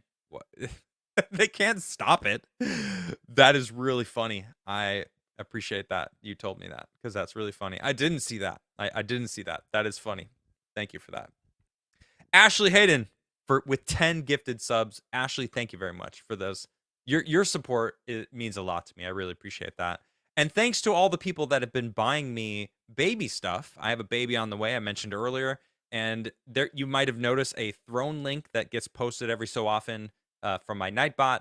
That actually, I'm having basically a baby shower online for people to buy me stuff for my baby. My wife gives me stuff. I put it on the list.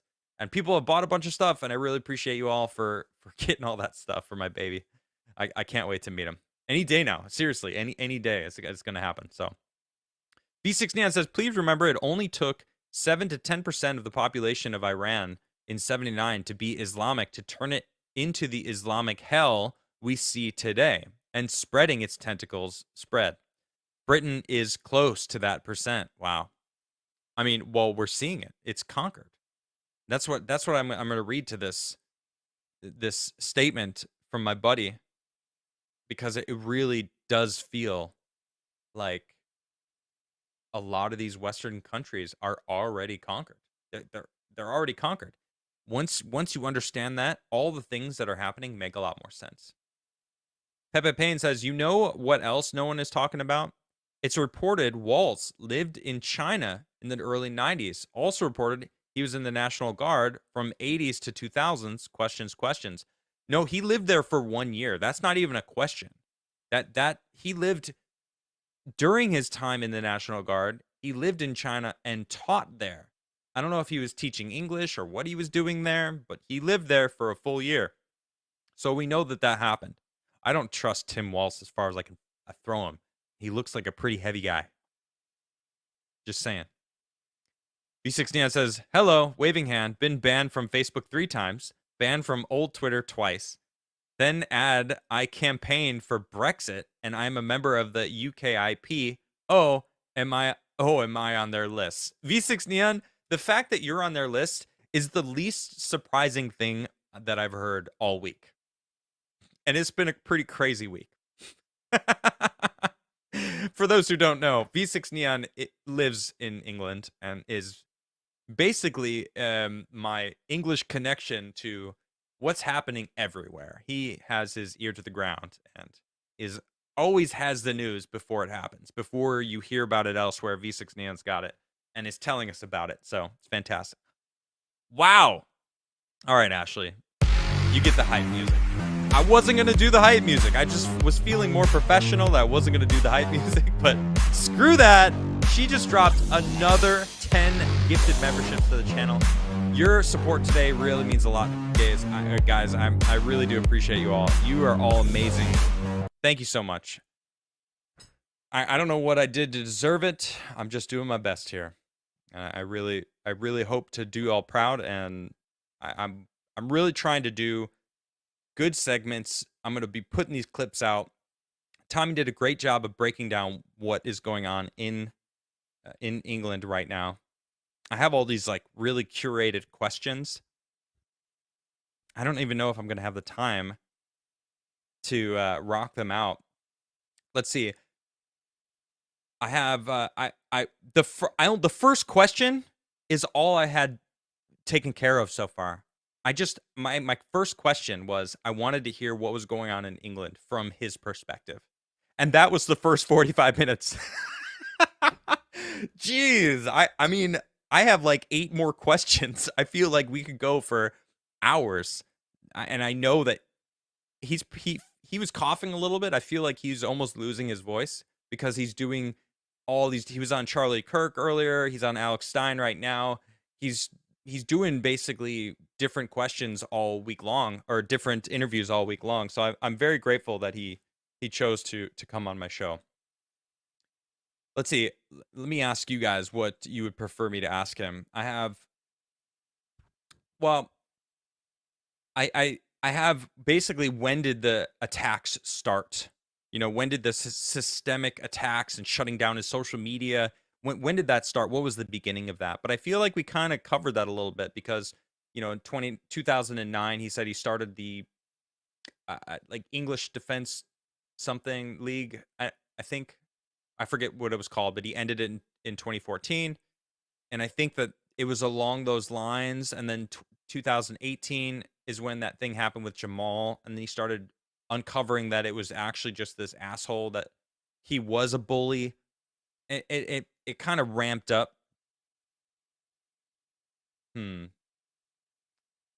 There's the whole, like, people are attacking me right now, calling me, like, saying, why are you having a Zionist shill on your show? I don't understand that whole thing.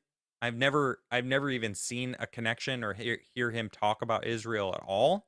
So I'm not even sure where that's from. And I feel like I was going to ask him about that, but I don't have that much time with him. And I feel like, I don't know. I'm not going to ask him about that. Georgia Giant Slayer, shout out to him. He sent me some great questions that he wanted to ask.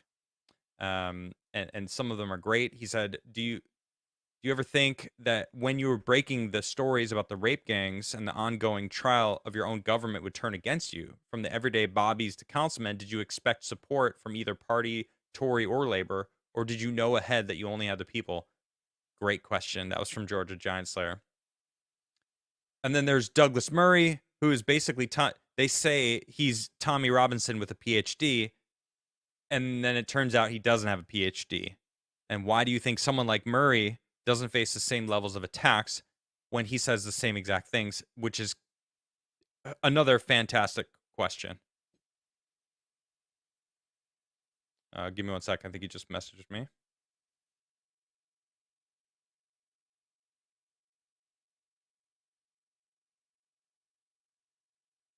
Okay.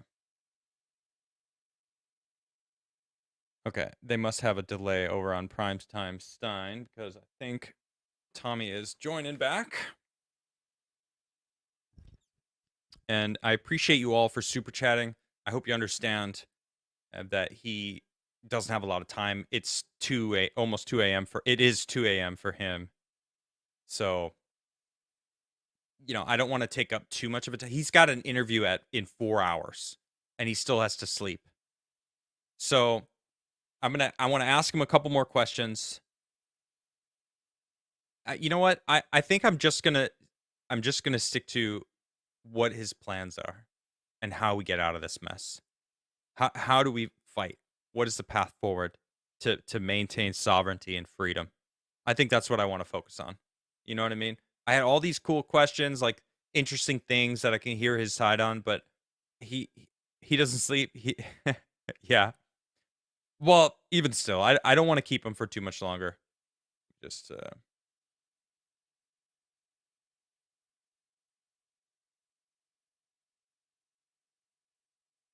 I just want to make sure this link that I sent him works.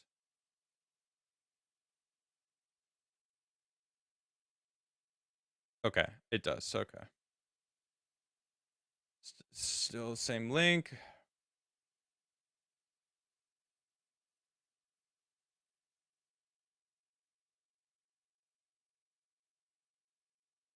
Let's see. Yeah, I'm going to start with one of the questions that George sent me. Tommy, welcome back. So I was sitting there looking at it, and I didn't see down the bottom enter studio. So I was looking at it, messaging you, saying, "I'm in, mate. I'm in." But yeah, you're good. Oh yeah. I'm great. I've just been chatting with my chat that's been hanging out.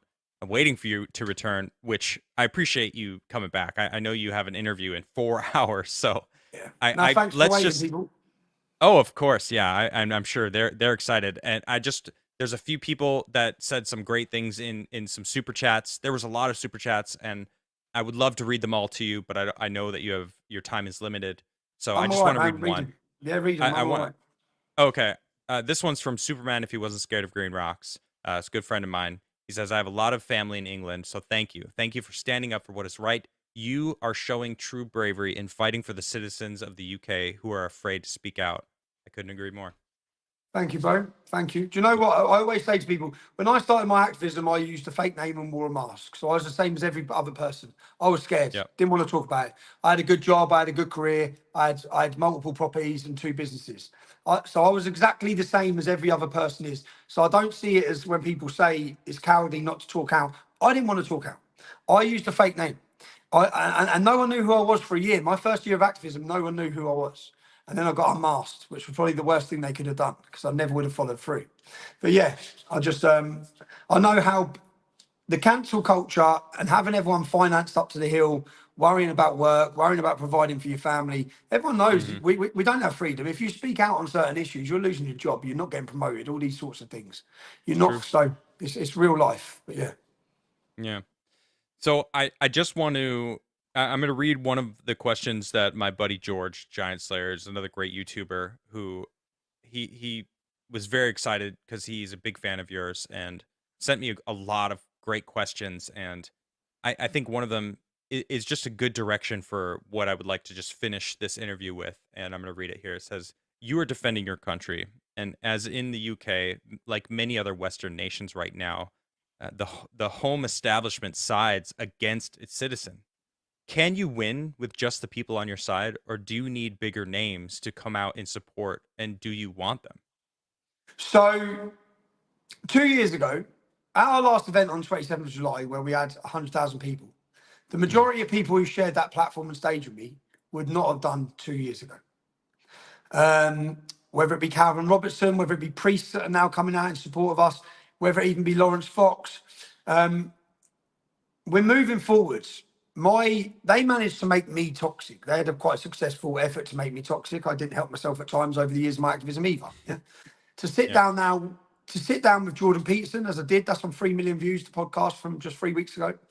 Yep. Things have shifted. The public have shifted. So I always got jealous of America when I first started my activism, because the only people talking about the issues in the UK was people from my background, people who aren't taken seriously, people who haven't got credible voices. When I looked in America, you had influential radio hosts, you had influential politicians that would still have the conversations that our politicians are too scared to have. There's not one single, since Sir William Gladstone and Winston Churchill, in all those years since both of them, there's not one politician out of the 650 in the House of Parliament who have had a discussion on Islam. And when you think about all of the jihadist attacks, everything that's happened from the grooming gangs, no one's dared to have a discussion out of all of them. Now, it's 100% certain and fact that our politicians are working against the interests of the British public. It's 100% fact that the American government currently, under Biden, are working against the interests of the American public. And it's pretty True. much the same for many of the European countries. But what we've seen from start to finish in my activism, when I started 2009, the Swedish Democrats were on 1%. They're now on 24% of the vote. They're now Wow. playing a major part in government. Gert Wilders was a fringe voice like we were. He's now won the election in Holland. Yeah. Look at Mm. look at the change in the graph for the voting of Marine Le Pen. Yes, they stopped her this year. But if you look, each year her MPs are doubling. They won't stop her in 4 years' time. So they can continue. They're delaying the inevitable. The Last inevitable is year, I don't know if you knew this. Last year, Sweden, the government shifted a new party, basically got power, and that is like, I don't want to say the right, but no, it's the the Swedish Democrats. Yeah, it's the you know, Patriotic Party. It's the correct. Patriotic Party. Yes. Same in Hmm. Austria. Same in Yep. Austria. So, in fact, the trend is the same across the whole of Europe. Now, not in Great Britain. We just have voted left. Why do we vote left? When I say we voted left, how many people? 40 million people are now watching my documentary. 9 million people voted for Keir Starmer. He's not got a mandate for a majority. We're a 65, 70 million people in this country. He got 9 million votes. Yeah. 48% of the British public didn't vote. That's the problem. Yeah. The That's 48% of crazy. well, that's the working class community, because we're disillusioned. We're not rich enough and not poor enough for it to make much of a difference, yeah, in voting. I see. That's how people feel, and they don't trust any of them. Now, what we built on the 1st of June and by the 27th of July, of 100,000 people, and whatever our next one is, of the launch of a cultural movement, we will electrify those people. We are going to give them a sense of identity and a sense of a belief that they haven't had. We're going to give them everything that they've broke down in our country, and we're going to galvanise them. And what our last one, that's why we called it Uniting the Kingdom. We united the kingdom. We united the faiths, the races. Yeah, we didn't unite the white people of the kingdom. We had massive diversity in our crowd, massive diversity. We want to Yeah. unite everyone who is proud to be British, everyone who wants to protect this country. And that's, I think, why they really fear us, because they had a very good campaign against us to try and make us fringe. It hasn't worked. And it's quite funny, really, when I sit and think, you had the world's media. Islam is the biggest funded ideology in the world. And you haven't been able to successfully deter our voice. You've censored us everywhere. And right now, I'd say our voice is louder than it's ever been. I have more credibility within the British public than ever before. Everything you've tried hasn't worked. And I currently now face 2 years in prison. Give me those 2 years in prison. Because if you do give me 2 years in prison, you're going to awaken more people. You're going to galvanise our movement like nothing I could even ever think of. Yeah. So that True. choice to play the film that I made on 27th of July, I obviously bottled it 3 years before. It ate me up for 3 years. I knew I'd done the wrong thing. I knew what I should have done. And on that Saturday when I played the film, I played it to the public. Yes, I face 2 years in prison now, but probably said it before I went. I'm not on trial. The British judiciary is now on trial. The world, 40 million people over. By the time they get me to court, I'm not going quietly. By the time you get me there, that's going to be 60 million, hopefully 80 million. Hopefully Elon Musk shares in, it gets to 100 million. Hopefully it makes it that difficult for them to want to imprison me. They're in a difficult position, because if they do imprison me for long, They send a message to the public about freedom of speech, about freedom of the press, and expose their own tyrannical measures. So I'm scared to go to prison, but I have that much belief in my cause that for my cause, which I try and explain this, for my cause, it's the best thing that they can do. For my cause. For our cause and our fight for freedom of speech and our fight for all of it, there's going to be a defining moment that sparks revolution in this country, because it's not going to disappear. We're not going to sit back. Something's going to happen. We've always looked and thought, we're not in control of what that moment's going to be. Who knows what the moment's going to be? Stick me in jail, let them get to me, let me get hurt. That may well be it. It may well be their undoing. I keep thinking each time when they lodge the charges, I thought, are you stupid? Because what's it done? What's it done? 40 million people have seen it. Like, it's going to be 80 million. Like, it's not me that looks bad here. Yeah, I'm going to go. If I go to prison, it's going to be bad, but I'm going to come out of jail, and I'm going to come out of jail with my head held high, and I'm going to come out and I'm going to continue my work. And more people, my voice will be louder. My credibility will be better. So whatever they think they're doing, it's not going to work. Well, you said it right there just a second ago. You're going to energize that group that hasn't voted, right? You're going to give them an identity, a sense of pride or trust in something that they believe in. Community. Yeah, community. Great word. Exactly. And that's exactly why they're actually coming after you. But the more they come after you, the more that it energizes that group. Yeah. It's kind of they're fucked, man. And I'm here for it. I'm so happy about it. Yeah. I'm probably fucked. Well, I am fucked. I'm sitting here watching all this talk of terrorism, all this talk of me instigating riots. I'm sitting there thinking, I'm fucked here. Yeah, I'm fucked. Yeah. I know they're coming for me, but they're gonna fuck themselves. Like, they can't win. They can't win. There's no way out. And it's not like when they're coming for me, it's like, what, you don't think I made the calculated decision to play the film? You don't think I thought through every process of where this goes? I know where it goes. I made the decision to still play the film. So it's like, you keep threatening me. They sent a warning letter to my solicitor. We are contemplating, this was after our first demonstration, we're contemplating contempt of court proceedings. I made a video that said, Attorney General, fuck you. Yeah, fuck you. Okay, that's it. Do it. Do your best. And I've got no choice. Do your best, because your best is going to be our best. Whatever you do is going to galvanise us. And it's not, the cat's out of the bag now. You can't put it back in. You keep trying. It's not going to work. The British public, when I turned up, we don't know what's walking around the corner. When I went to that event on the 27th of July, we don't know if 1,000 people have turned up, 2,000 people have turned up. So to stand there, to see people, to see it, it's like, yeah, it's beautiful. We're awake. England's awake. Britain's awake. Yeah, the country is awake. They're the people that took, and to get our side of politics out on the street, to get them to spend. Remember, it's a lot of money to get to London for people at this time, on a day out like that, to get hotels, and to see all of them come in under one unified banner of one community. And what we said with this cultural movement, it's like yourself, if we can bring all these people together, we brought Katie Hopkins with Lawrence Fox, with Carl Benjamin, all these people together. She's got 1 million followers, he's got 800,000 followers, he's got 600,000, Mayor Tusi, influential, reaching different demographics. We brought some YouTubers, some TikTokers. If we can combine all these people, and we had meetings after meetings, this was terrified them. So in the meetings, we sat down and we said, right, we want everyone to feel part of this movement. Like this, I don't want this to be a Tommy Robinson movement. This is a movement. I'm not the head of it, but we need everyone to feel. So we sat down and said, right, you write down when we go to a meeting, and we got, what's his name? Oh, well, when everyone comes to the meeting, Jordan Peterson comes. When we get everyone to the meeting, we want everyone to bring their input of the 10 important points for them to save Great Britain, to protect, defend our culture. And we had a brainstorming for a whole day where we wrote some down. Is it a Christian culture? Is it a Judeo-Christian culture? What are we fighting for? What's the most important points? So we went through them all, and we're making this public, which is why they're coming for us. So when we combined all those numbers, I said, if we can get, say we've got 20 of us, we're going to turn that 20 into 100. Yeah, we've got all these different groups, and across Europe, people started getting in contact. So we said, we're going to turn it into 100. And if we agree to defend our culture and defend our country and challenge their narrative, then like that, we've got the biggest reach in the world. The biggest reach in the world. We can, if we make a video to defend our culture, and it's important for our culture and important for challenging their fake narratives, and we all agree on the same day at the same time that we're going with these messages, We've overtook them. They can't challenge that power. And you know the hardest thing, because there's so many egos, so many people's different opinions, but there wasn't. I brought all of these people together. We all sat round tables, all different backgrounds, and said we need. And the reason that's brought those people together is our country's under attack. Our culture's disappearing. We have to fight for it. We have to, and it's like you were saying, you're about to become a father. I always say, if someone's going to fight, I'll fight. I don't want my son to fight. I tell him now, he's 15 years old, he's panicked, he's worried, he's looking at all this. He said, Dad, do you think they're going to kill you? I had a message from him today, said, Dad, do you think they're going to kill you?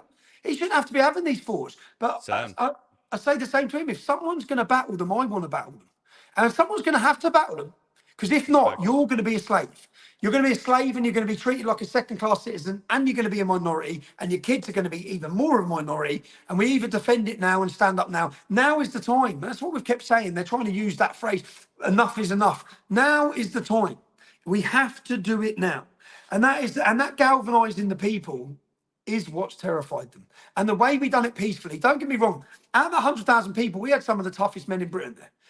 We had cage fighting champions, we had football groups from all across the UK who all come, and we sent the same message. The riots you've seen going on is a lack of leadership. It's a rudderless ship. When we brought everyone together, we told our men, influential men, if anyone steps out of line, put them back in line. Yeah? If any English men start trying to smash stuff up, and we told the police, you lot stay away, we will deal with this. So if anyone comes wearing balaclavas, we'll sort them out.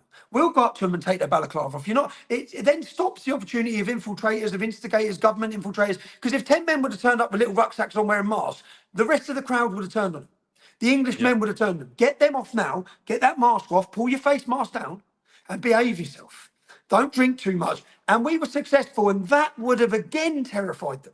Because we had total control. At the same time, they know if people would have wanted to kick off, they could have kicked off. They could have desecrated London. We don't want to kick off. It's our country. We want to protect it. We want the government to listen.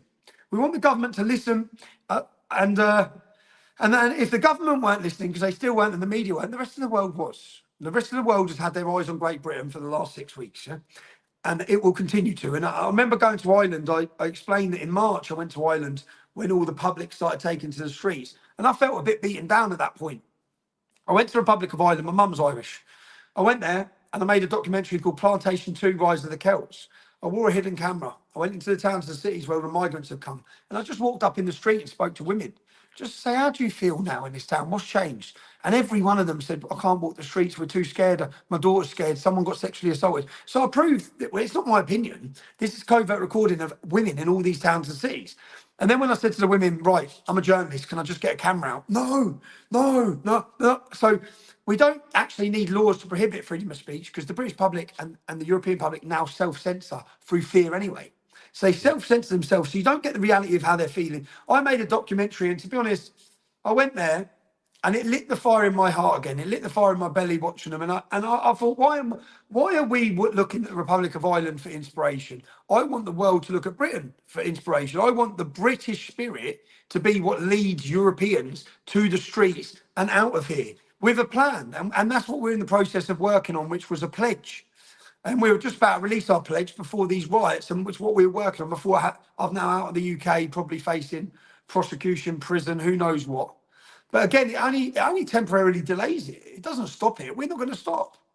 Can you give us a little bit of what this pledge is?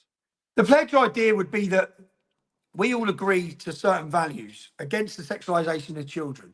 Simple things that are very simple. You read it, it's not a Tommy Robinson pledge, it's a basic manifesto of a pledge that these 5 points anyone can agree on. And then we want to make it cool to be British. We want to make it celebrated to be British again. We want to make it trendy to be British. Not what they've done, which is make it a dirty thing to be British. People are ashamed to be British. So, and I was talking to world champion boxers, celebrities, singers, comedians. So when this pledge launches, it will launch like a wildfire. Yeah. And it will be a wildfire of people saying, we will defend British culture. If you Yeah. won't, we will. And it will also bring in a celebration. So our two events were so successful. Speak to anyone who come. They left it feeling part of something again, feeling that they've got their identity, knowing that they're there with their comrades, their brothers and sisters, knowing that sense of community. Because mass immigration has broke down English communities. And the closing of the pubs has also broke it down. People are isolated, they're sitting at home, they're on the computers, they're not part of anything anymore. We want to give them that. That's what we want to give them.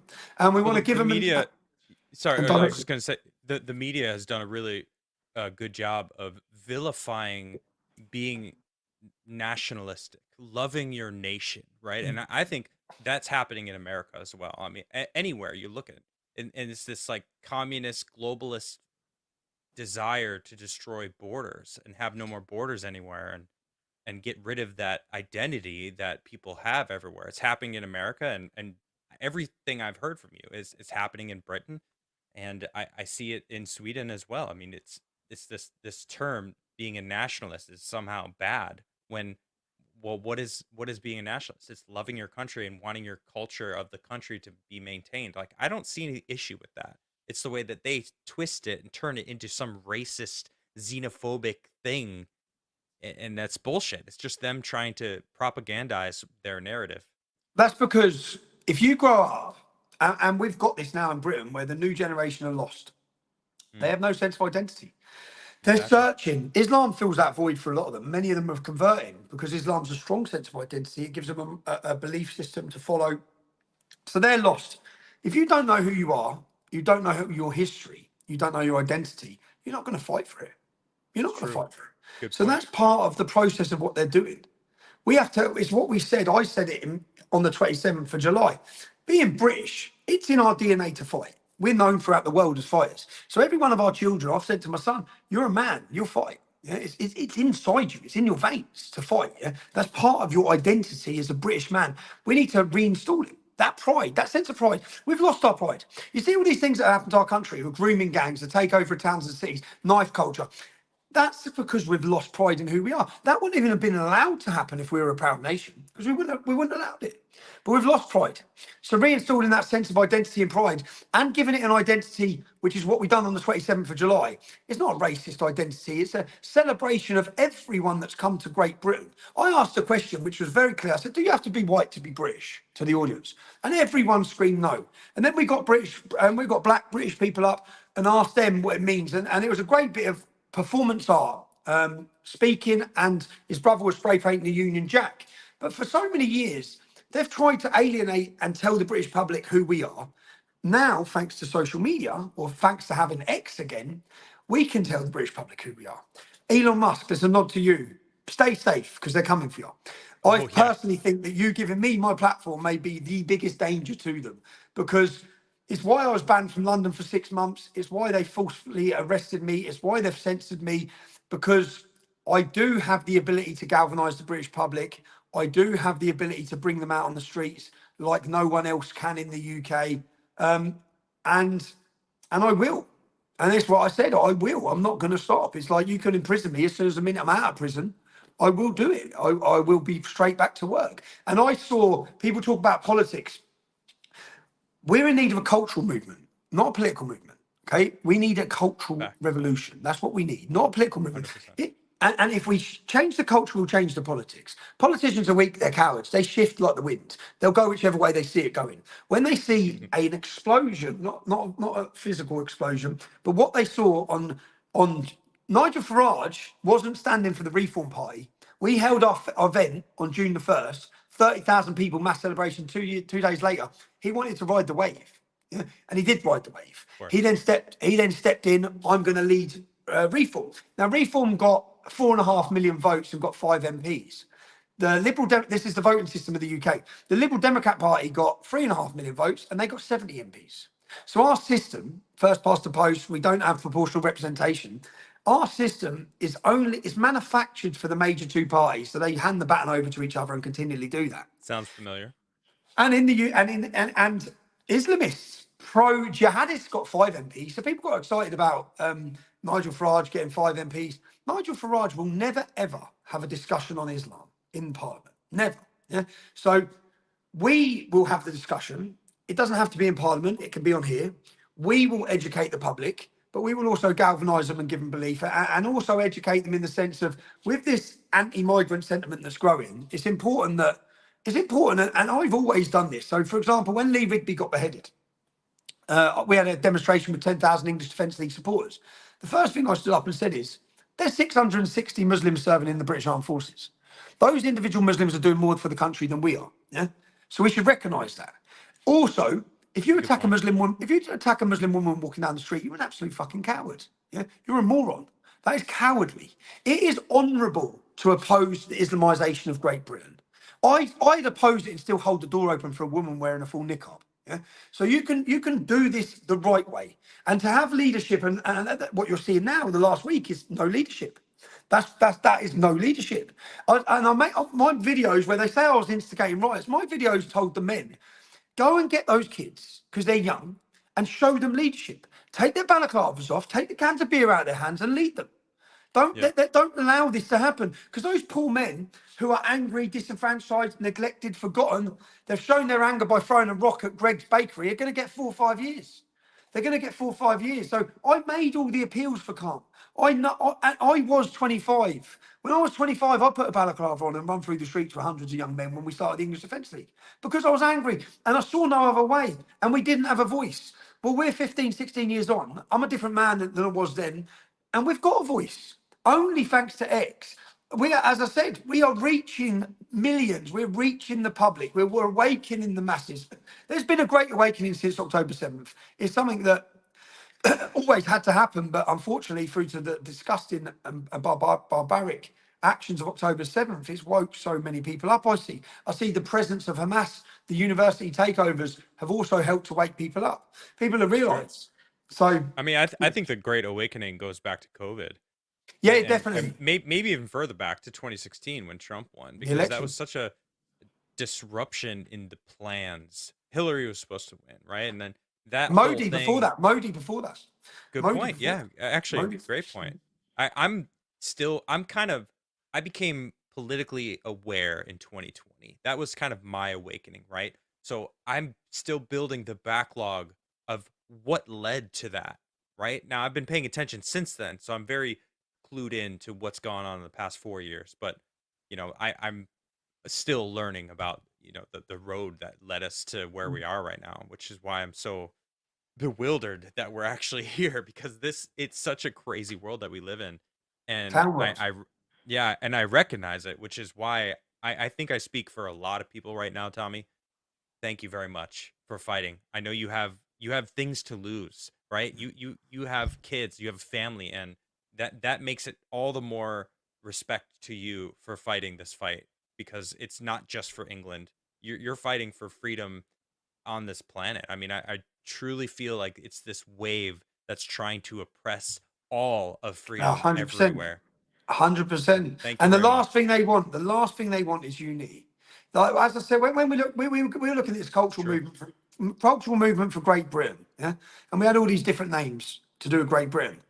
And then after sitting and looking at, and we went out to Canada, I said, if we need a worldwide cultural movement, it can't just be about Britain, because every country needs this. And you see, if you unified those groups and those people, even if you unified all of us, all of the YouTubers, all of the influencers, all of the people talking about these issues, if you brought them all together, you've got a power. You've got a big power. Yep. So that's what we're in the process of doing. The establishment know it. It's absolutely terrified them. They're trying to put it out and it ain't going to work. So it may They can't delay do it. shit. They can't It do shit. honestly, it Come feels and get it me. there- Come and get me. it makes me happy to know how much they can't do anything. How much people are waking up. I mean, I see this tide turn. I see it also. You can feel the change. The DEI departments are being shut down in studios and all this stuff, and the certain politicians are slowly changing their System. tunes. They're starting to be careful on who they pick for their running mate. I'm talking about Kamala Harris. Yeah. It's very apparent what they're afraid of, and you're one of them. The people who speak out against them. Alex Jones, Trump. I think he's like one of the highest known examples of that, and it's fantastic Oh, we're because praying people for Trump, are man. aware. Well, Trump shouldn't be, look at the lengths they'll go to. Trump shouldn't be here. They set him up to be dead. He shouldn't be here. Oh yeah, Yeah, that's oh the yeah, absolutely. these And they people would invade. pigeonholed that whole thing too. No one's even talking about that I anymore, know. which is just Where's the I can't. investigation? We had nothing. There's no They should all be in information. jail. Zero. They should all be in I jail. know.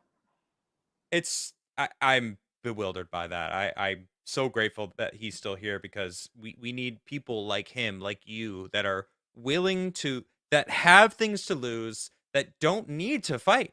They, you could probably go live a life with your family, and I mean, but what would be the future for them, It's the right? future, So mate. I had these conversations with my ex-wife, like, just say, no, you don't get it. You really don't get it. You don't yeah, get where this goes. I know where this goes. So because I that's know a that, father. That's a yeah. father right there. That's a father's mentality. I'm fighting for the I'm future. I'm fighting. I'm That's looking, what men thinking, do. what I already love the kids that my kids haven't had. Yeah, I'm already thinking of the kids they haven't had, and they're gonna have them. And no way is this gonna be. Can this continue? Not without a fight. Not without a fight. And unfortunately, they're pushing and pushing the government. And then Yep. they're trying to silence and they come down. But every time they do it now, luckily, just because that's why Elon Musk, they're going to put so much pressure on him. They're going to Oh put so no, much pressure on him. they've done it. It's ever since he bought Twitter. And they're It going to was continue. instantly. Oh, it's gonna The, get worse, I the think. UK government at the minute. So there's a panorama coming out on the 12th of August. I believe this panorama is going to be. I don't know if you ever watched a documentary I done called Panodrama. No, I No? haven't. But Oh, where can I mate. find it? So Panodrama, Google Tommy Robinson Panodrama. It's Okay. unbelievable, yeah. So Panorama is the flagship investigative journalist piece for the BBC. It's their best, their most recognised and their most respected investigative journalists. They go in and they uncover the truth. Now Sure. they were doing a documentary on me, yeah. They're doing a documentary on me, so I sent a girl undercover into them. What I got on undercover footage should have been world news. I got the head of Panorama creating sexual allegations against me, sitting there, saying, we'll clip that bit, we'll make this into a sexual thing against Tommy Robinson. I swear to God, Wow. I get that. I get him sitting someone down on covert recording and saying, what I want you to say about Tommy Robinson is this, this, and this. Do we have a deal? Yeah. So I get all these things. I'm scared because Panorama are about to destroy my life and credibility. Right. They're about to turn me into Harvey Weinstein. They then they're trying to approach me. Their documentary's ready to go. They just need to question me about all these things. What they don't realise is I've had all these covert recordings. I've been working against them. So when they contact me for the meeting, say, right, oh no, I contact them. So I bring them up. I say, right, I need to see you tomorrow. It has to be here. I'm not coming to London. So I throw it on them last minute. So they say, okay. I say, right, 2 o'clock at this venue. So I go to the venue in the morning. I set up a screen on the wall behind me. I set cameras up everywhere so that it's ready. I leave my cameraman there. I go to my daughter's school assembly. I couldn't enjoy her school assembly because I'm panicking. I'm so rushing about what's coming next. I walk in, I get there, I walk in, it's the best footage. Yeah? I walk in, their producer, I say, who are you? It's all their executives of Panorama are sat there. They're all sat in a row. I said, okay. And I sit down in front of John Sweeney. So he's sat in front of me, and on the screen behind me Yeah. is a screen. So I sit down and say, before we start this questions, I don't trust you, yeah, at all.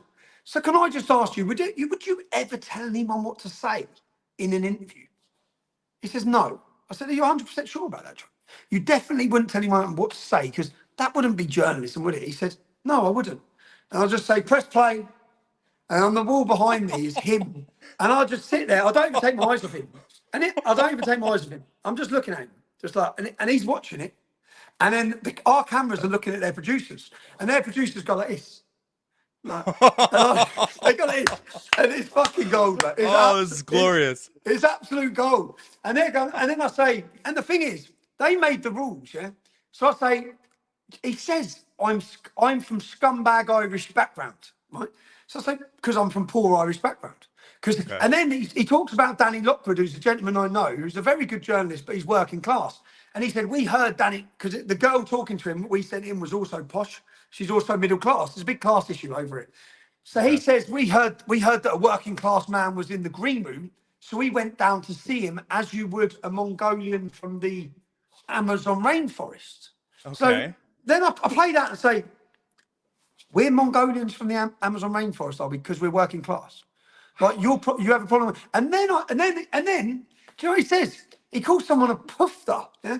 So I say pufter. Like you've created this situation where no terms can be used. Are you homophobic, John? Pufter, no woofter, he says. Then he talks about shooting someone for being gay. This is the head of Panorama. Wow. And his career is just melting in front of him, yeah? Melting in front of him. But the best part of it, before I went there, when I sat, so basically, Panorama were approaching everyone I've ever fallen out with in my life. And then they sit down with them and say, give us some shit on him, yeah? So one of my ex-employees, I filmed me going to meet her. I sacked her years before, yeah? So I said, right, they're going to approach you. When they approach you, I want you to do this. So we get out our computer. I say, well, I'm home in bed at the minute. And we go to sendafaketext.com. So she goes on the website. I said, right, send yourself a fake text from me saying, I'm going to bury, if you talk to Panorama, I'm going to bury you, you bitch. So she sends herself this message. I said, right, when you see Panorama, they're the best investigators and journalists in the world, but let's see if they actually investigate if this is actually a real text. So she sits down with him and hands him this. So all the way through, they're probably like, "Ooh, oh, bro, he's we getting got all him." excited. And I hammer him. I say, would you ever make sexual allegations? And I play the footage. I say, you're making sexual allegations, you're editing footage, that you're ruining my life. And then at the end, he says, well, I've got something to say to you, Mr. Robinson. And I'm sitting there going, oh, yeah. And then he pulls out this bit of paper. He says, you sent this message, and he doesn't even realise it. You sent this message, and I just look at the camera and say, I fucking told you. I told you, yeah. And he's like, shit. and he's asking me to. He's like, and this was Panorama. Their documentary never come out. Yeah, they had to scrap. I hired the biggest screen in the country, and I played my film. It had 2 million views in 48 hours. I played it outside BBC's offices. 48 hours later, I was deleted from YouTube, deleted from Facebook, deleted from Instagram. In 48 hours. Why isn't it uploaded on X right now? But I have done before, so it has gone on X. No, I'll do. When I finish this, I'll repost it. It's fabulous. Immediately. It's that the best has to takedown happen. of I need to BBC. see this. I need to see this. And the footage at the end. So after I've shown all this, John Sweeney says that. I said, there's only one journalist in this room, John. It's not you, it's me, yeah? And I said, tonight, and I'm looking at the camera, I say, tonight you've been exposed to the world. And I just walk out the door and there's total silence. They all just look at each other. They don't say anything. They're all just looking around the room. It's like, fuck you. You just got Panoramas. Because Panorama are about exposing people to covert recordings. But it makes you question every Panorama you've ever watched. It's all I was just thinking that. I'm like, it's all right. You just said they're known for exposing people with secret shit, but are they? They're known for setting people up. Well, I looked at the Right. Assad. After Assad had already won the conflict, they then brought out this big Panorama saying he'd used chemical weapons against his own people. Like, he'd already won the war. Why would he do that? Right. It was all about building public pressure. So there's a Panorama coming out on the 12th of August. I already know what it's going to be. What it's going to be is clipped, edited footage, and they're going to show the public that the instigators of the riots were far-right influencers on X. This is to get, I guarantee you, this is to get all the politicians will then bring it out in our political debate that X needs to be dealt with. All of these problems, which were instigated by them, is all down to X. That's what they're going to do. That's I believe. So we'll sit and watch next week, yeah? Because they use Panorama to build the public's pressure, to build the opinion, to then get their end goal. So with me, they were going to destroy me. And the reason they done it was because my support, I had 1.2 million on Facebook. I had the largest, most engaged Facebook page in Britain. It terrified them. So then they just literally, after that documentary went out, they deleted me from everything. And the Attorney General, I'm on contempt of court proceedings. That's what I face now, 2 years. So that's the only case that they can charge you under, where there's no jury and you can get 2 years in jail. 48 hours after my documentary went out, they recharged me under contempt of court. They recharged me. It's so blatant. It's so fucking blatant. And then when they get to court, they just lie anyway. But with citizen journalists, on my last court case, we fill the court now with citizen journalists. We bring them in from everywhere. And then all of the live tweeting is not the BBC anymore. It's us. We've got millions of followers. You can't stop us. We took the power away from them. You can't stop us. You're fucked. We're the future. We are the future of media. I love it. I Well, know. I can't wait to watch this documentary. I can't Oh, wait we'll to get see it the on. look on his face. I mean, you described it so well, but Ended him. I have Ended to him. see this. They So put him on it's guard. called It's called Panda Drama. Panodrama. So their program's Panodrama. called Okay. Panorama. I call mine Panodrama. And then and John Sweeney lost his job. They put him on gardening leave for 9 months. They tried to quell it all down. Then they got rid of him. Not one British journalist. When you watch this documentary, not one British journalist reported on it. Not one British journalist has reported on that 40 million viewed film. 40 million Of views, course not not. one British one. Controlled Of media, course not. totally controlled. I mean, even the documentary Silence is just when you take a step back and look at all the information, which is essentially what you've done with that. Yeah, Great job, by the way, on that. thanks. It's so it's I want to say it's shocking, but it's not. It's not surprising at all. You know, yes, exactly. This is what we thought, It's what we and knew. here's proof. It's what we Yeah, knew, and here's the proof. we knew this was going We knew. on, but holy shit, what else are they doing this with? Basically, Everything. let's be real, everything. Everything. Yeah. And the thing is, if you get in the way of their narrative, it used to just be about me with Islam. It's not. You've seen that with COVID. You get in the way of the narrative. It might be transgenderism. It might be climate change. It might be ULEZ. They're their narratives. You mess with them, they're coming for you. And Oh, the true. whole they're coming for you in any way possible. Freedom of speech, court cases, whatever it is. We think you've got freedom of speech. Yeah, you try exercising it against Right. anything. You try Well, I exercising. don't know if you know, I have 13 strikes on YouTube from medical misinformation, election misinformation. I got a couple for hate speech because I was speaking out against all of the things that I wasn't supposed to. You know, Have they you can't built up a stand it. rumble? Have you built up a rumble? Oh, we're live on Rumble right now. Good. I dual stream. I dual stream now Yeah, because okay. Because if YouTube Rumble's shuts me what down. we need to push everyone onto Rumble. Push Oh everyone yeah. onto X. It's great. Shout out Elon to Musk Rumble. has. We're live Elon on X Musk. as well. So I shout out to love the it. Xers as well. Yeah, shout out to X. When I got my X account back about 6 months ago, I said I'm going to Yeah. take over X. I'm going to Love take it. over X. Because I deleted my life to concentrate on X. Mm. There we are, approaching 1 million followers, reached 1.5 billion people in 3 months. The government Booyah. must be sitting there going, "We thought we got rid of this little prick." Yeah. Oh, they're still trying. All right. Well, Yeah. look, you're yawning. You got to get up early. I got one more thing I want to ask you before you go. Cool. What is the best way people can support you? People want to help you. People want that they want to push your message. What do you say to the people that are trying to help you? What can they do? Share our content. We know everyone's got a role to play. I don't blame anyone who can't speak out because I know what it's like. You've got your mortgages, got your families, but there are other people speaking out. So not just myself. Anyone holding these sorts of platforms and these sorts of discussions need the support of the public. Get behind them and back them. Help them grow. Help any citizen journalist that you follow. Boost them and support them. Our company, the company I work for, Urban Scoop, they support me in everything with legal battles. So they have a support thing. It's helptommy.com. I've got some big legal trials coming up now, but I'm going to go head on into them. I've got the one at the High Court. I've got this counter-terrorism case. It's going nowhere. It can't go anywhere. So, yeah, hopefully we win. But our work, to support our work is most important. I get the praise. So when you watch these documentaries, I get the praise. Behind that, there's a team. There's a team of Okay. people who have to remain invisible, but help me with my work every day. Every day, even running my social media, I have a team. I have a team of fact checkers who check everything, so we don't put anything out there to check the stories are right and the videos are right. And documentary makers. My new editor, Aidan, who's come on since I got my Twitter handle back, the professional he's brought to us. So yeah, we've just hired Sammy Woodhouse, who's a survivor from Rotherham. She's done brilliant. I've watched her in her first 2 weeks of journalism, getting out on the street. She's fabulous. She's going to smash it. So yeah, help us grow.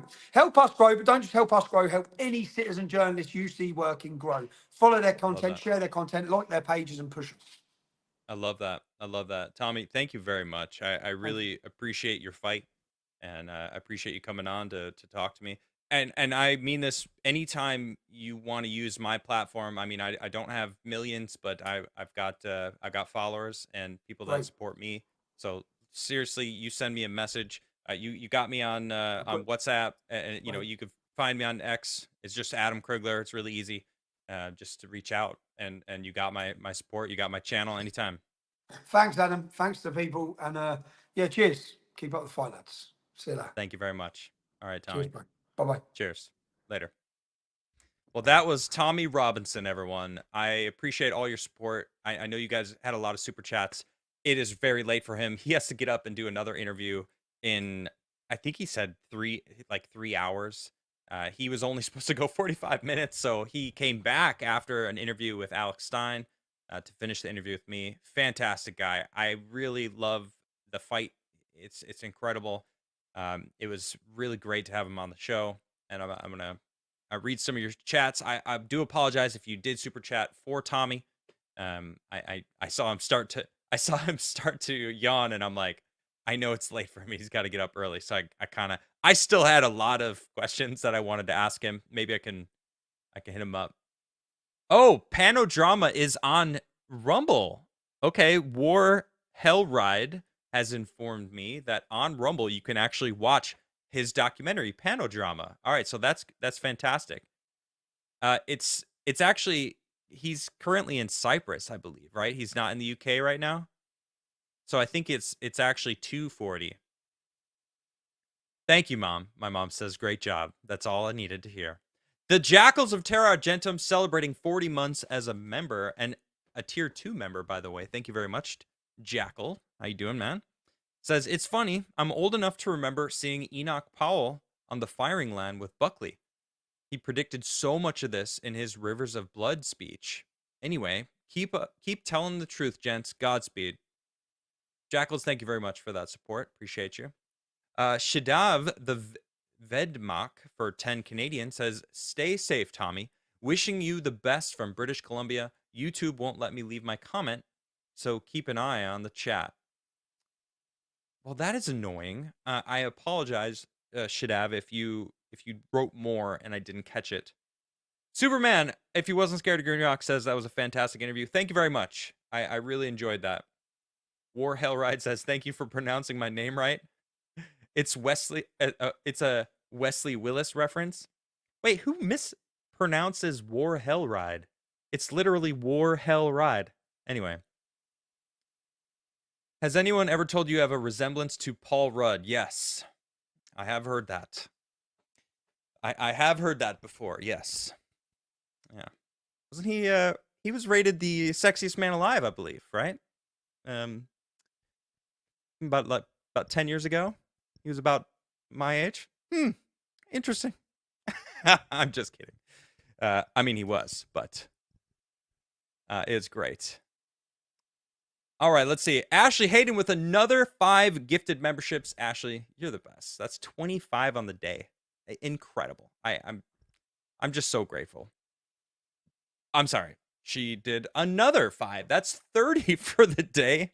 Wow, that's incredible. Thank you very much. I don't know what I did to deserve that, but Ashley, you're the best. I appreciate that. I was just told from chat that I'm more handsome than Paul Rudd. Oh, well. You know what? I'll be honest.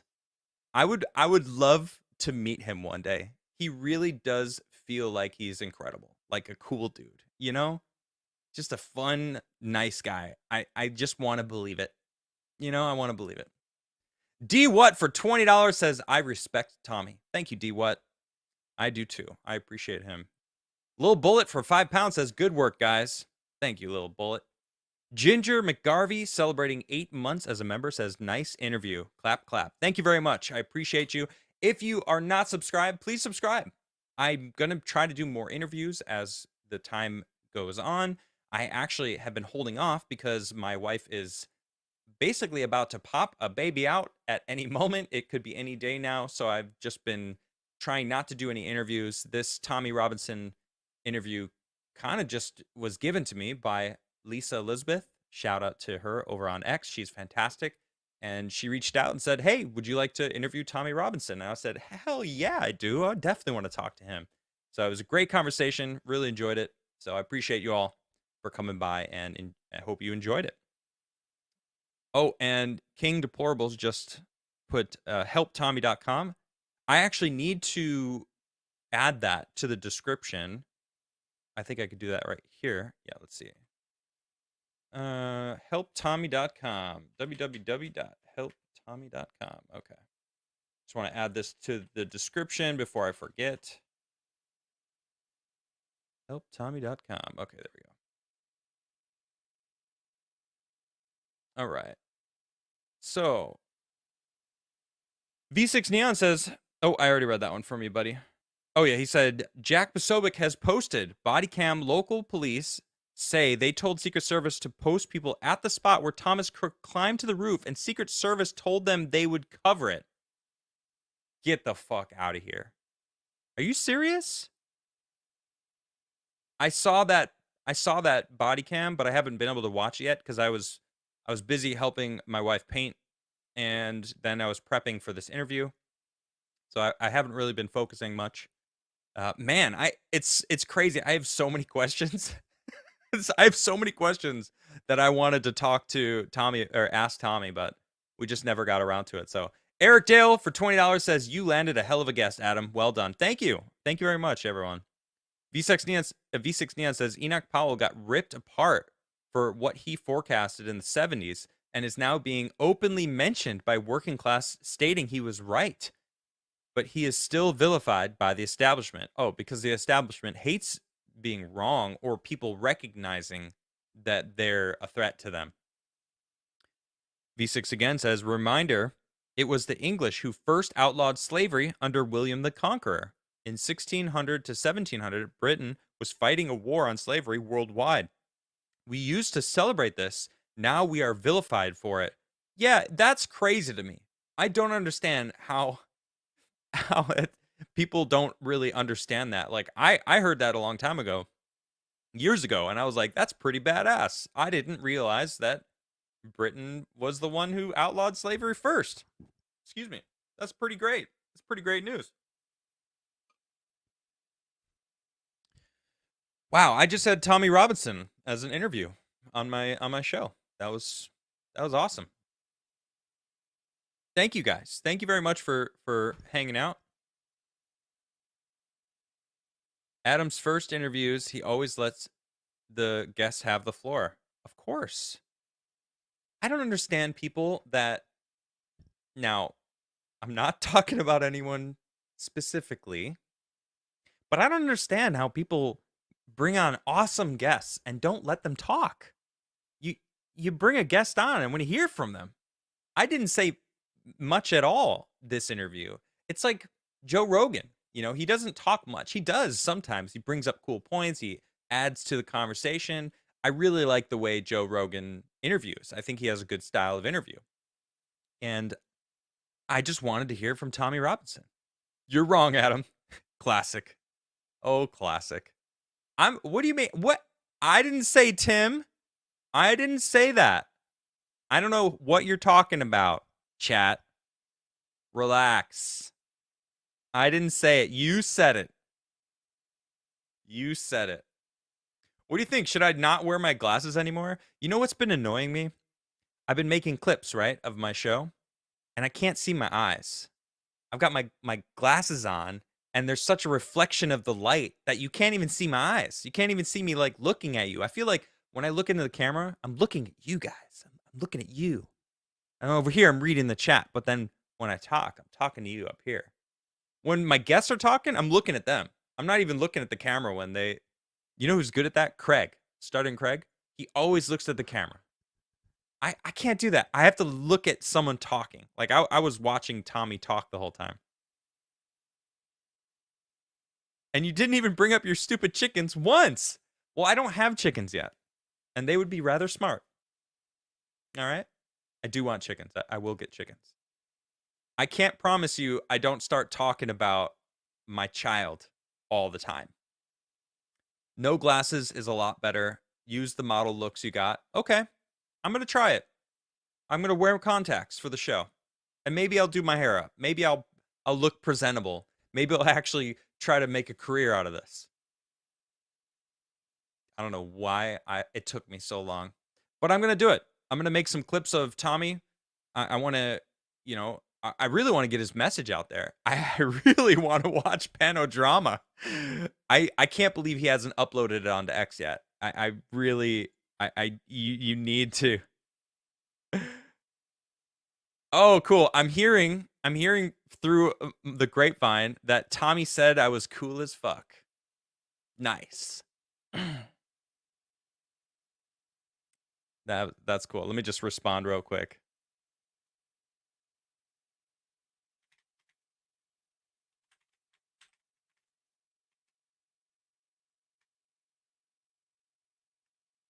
Okay. Just wanted to say thanks. That was great. Hey, at least if you give parenting advice, it's okay since you'll actually have a kid. I can't even imagine him being a dad. Can you imagine Tim being a dad? I can't picture it. Holy shit. That scares me. I can't wait to be a dad. I can't wait. You got to invite him back for part 2. All right. Yeah, I will, Nacho. How you doing, Nacho? It's good to see you in the crowd. By the way, if you guys didn't see the thumbnail, let me show you guys this freaking epic thumbnail that Nacho made me. And I don't know, I don't even know if Tommy saw the thumbnail himself. But look at this freaking epic thumbnail. Look at this. It's the British flag upside down because it's a sign of distress. The country's in distress. Interview with Tommy Robinson. It's clean. It's freaking awesome. Amazing. Good shit, Nacho. Is Tim having a kid? No. I don't know. I don't talk to Tim. Tim and I don't talk anymore, which is kind of sad. I thought he was cool when he wasn't trying to get something out of you, you know? Yeah, you couldn't tell? Well, it's very subtle. It's a subtle switch, you know? If you look right here, this red bar is supposed to be over here, and then it's switched so you see that it's actually in a different spot. But that's great. You can't put the Union Jack upside down? Oh, right, because it's the same either way. Well, he inverted it. He put it backwards, or I think that's what he did. He put it backwards. So anyway, it's not normal. Anyway, I thought it was cool. I thought it was cool. All right, well, tomorrow night I will be back, barring I'm not in the hospital, because that will take priority. But I know I missed 2 weeks in a row. So tomorrow, jam night. I'm going to be playing all my original stuff. You guys know, play my music. I set up another mic for my guitar. I actually play this guitar here. I play this one. This one. I don't really play this one. This one's actually Nistro's. It's just beautiful. It's a beautiful electric. B69 says, speaking of not imagining Tim Pool having kids, didn't Sour Patch get his balls in the separation? I don't know. I was happily gone from that situation when I don't know what happened. I don't know if she was fired or if she left, or I just know that she trapped somebody, some sucker, into marrying her cheating ass. Anyway, not even gonna get in on that. Well, anyway, guys, you're the best. Thank you very much. I really appreciate your support. Thanks for tuning in tonight. I saw a lot of people tuning in. Of course, they're tuning in for Tommy. I don't blame him at all, because Tommy was a fantastic guest. It was great to have him on. Anytime he's welcome back on my show, I feel like we just scratched the surface of what he's going through. I'm sure he's going to be going through the freaking gates of hell to fight for his children's future. And I feel like more people need to have that energy. So if it's my pleasure to platform him here, he's always welcome on the Crigler Show. Thank you very much for tuning in, and I'll see you guys tomorrow night for Jam Night. All right, guys. Have a good one. Peace.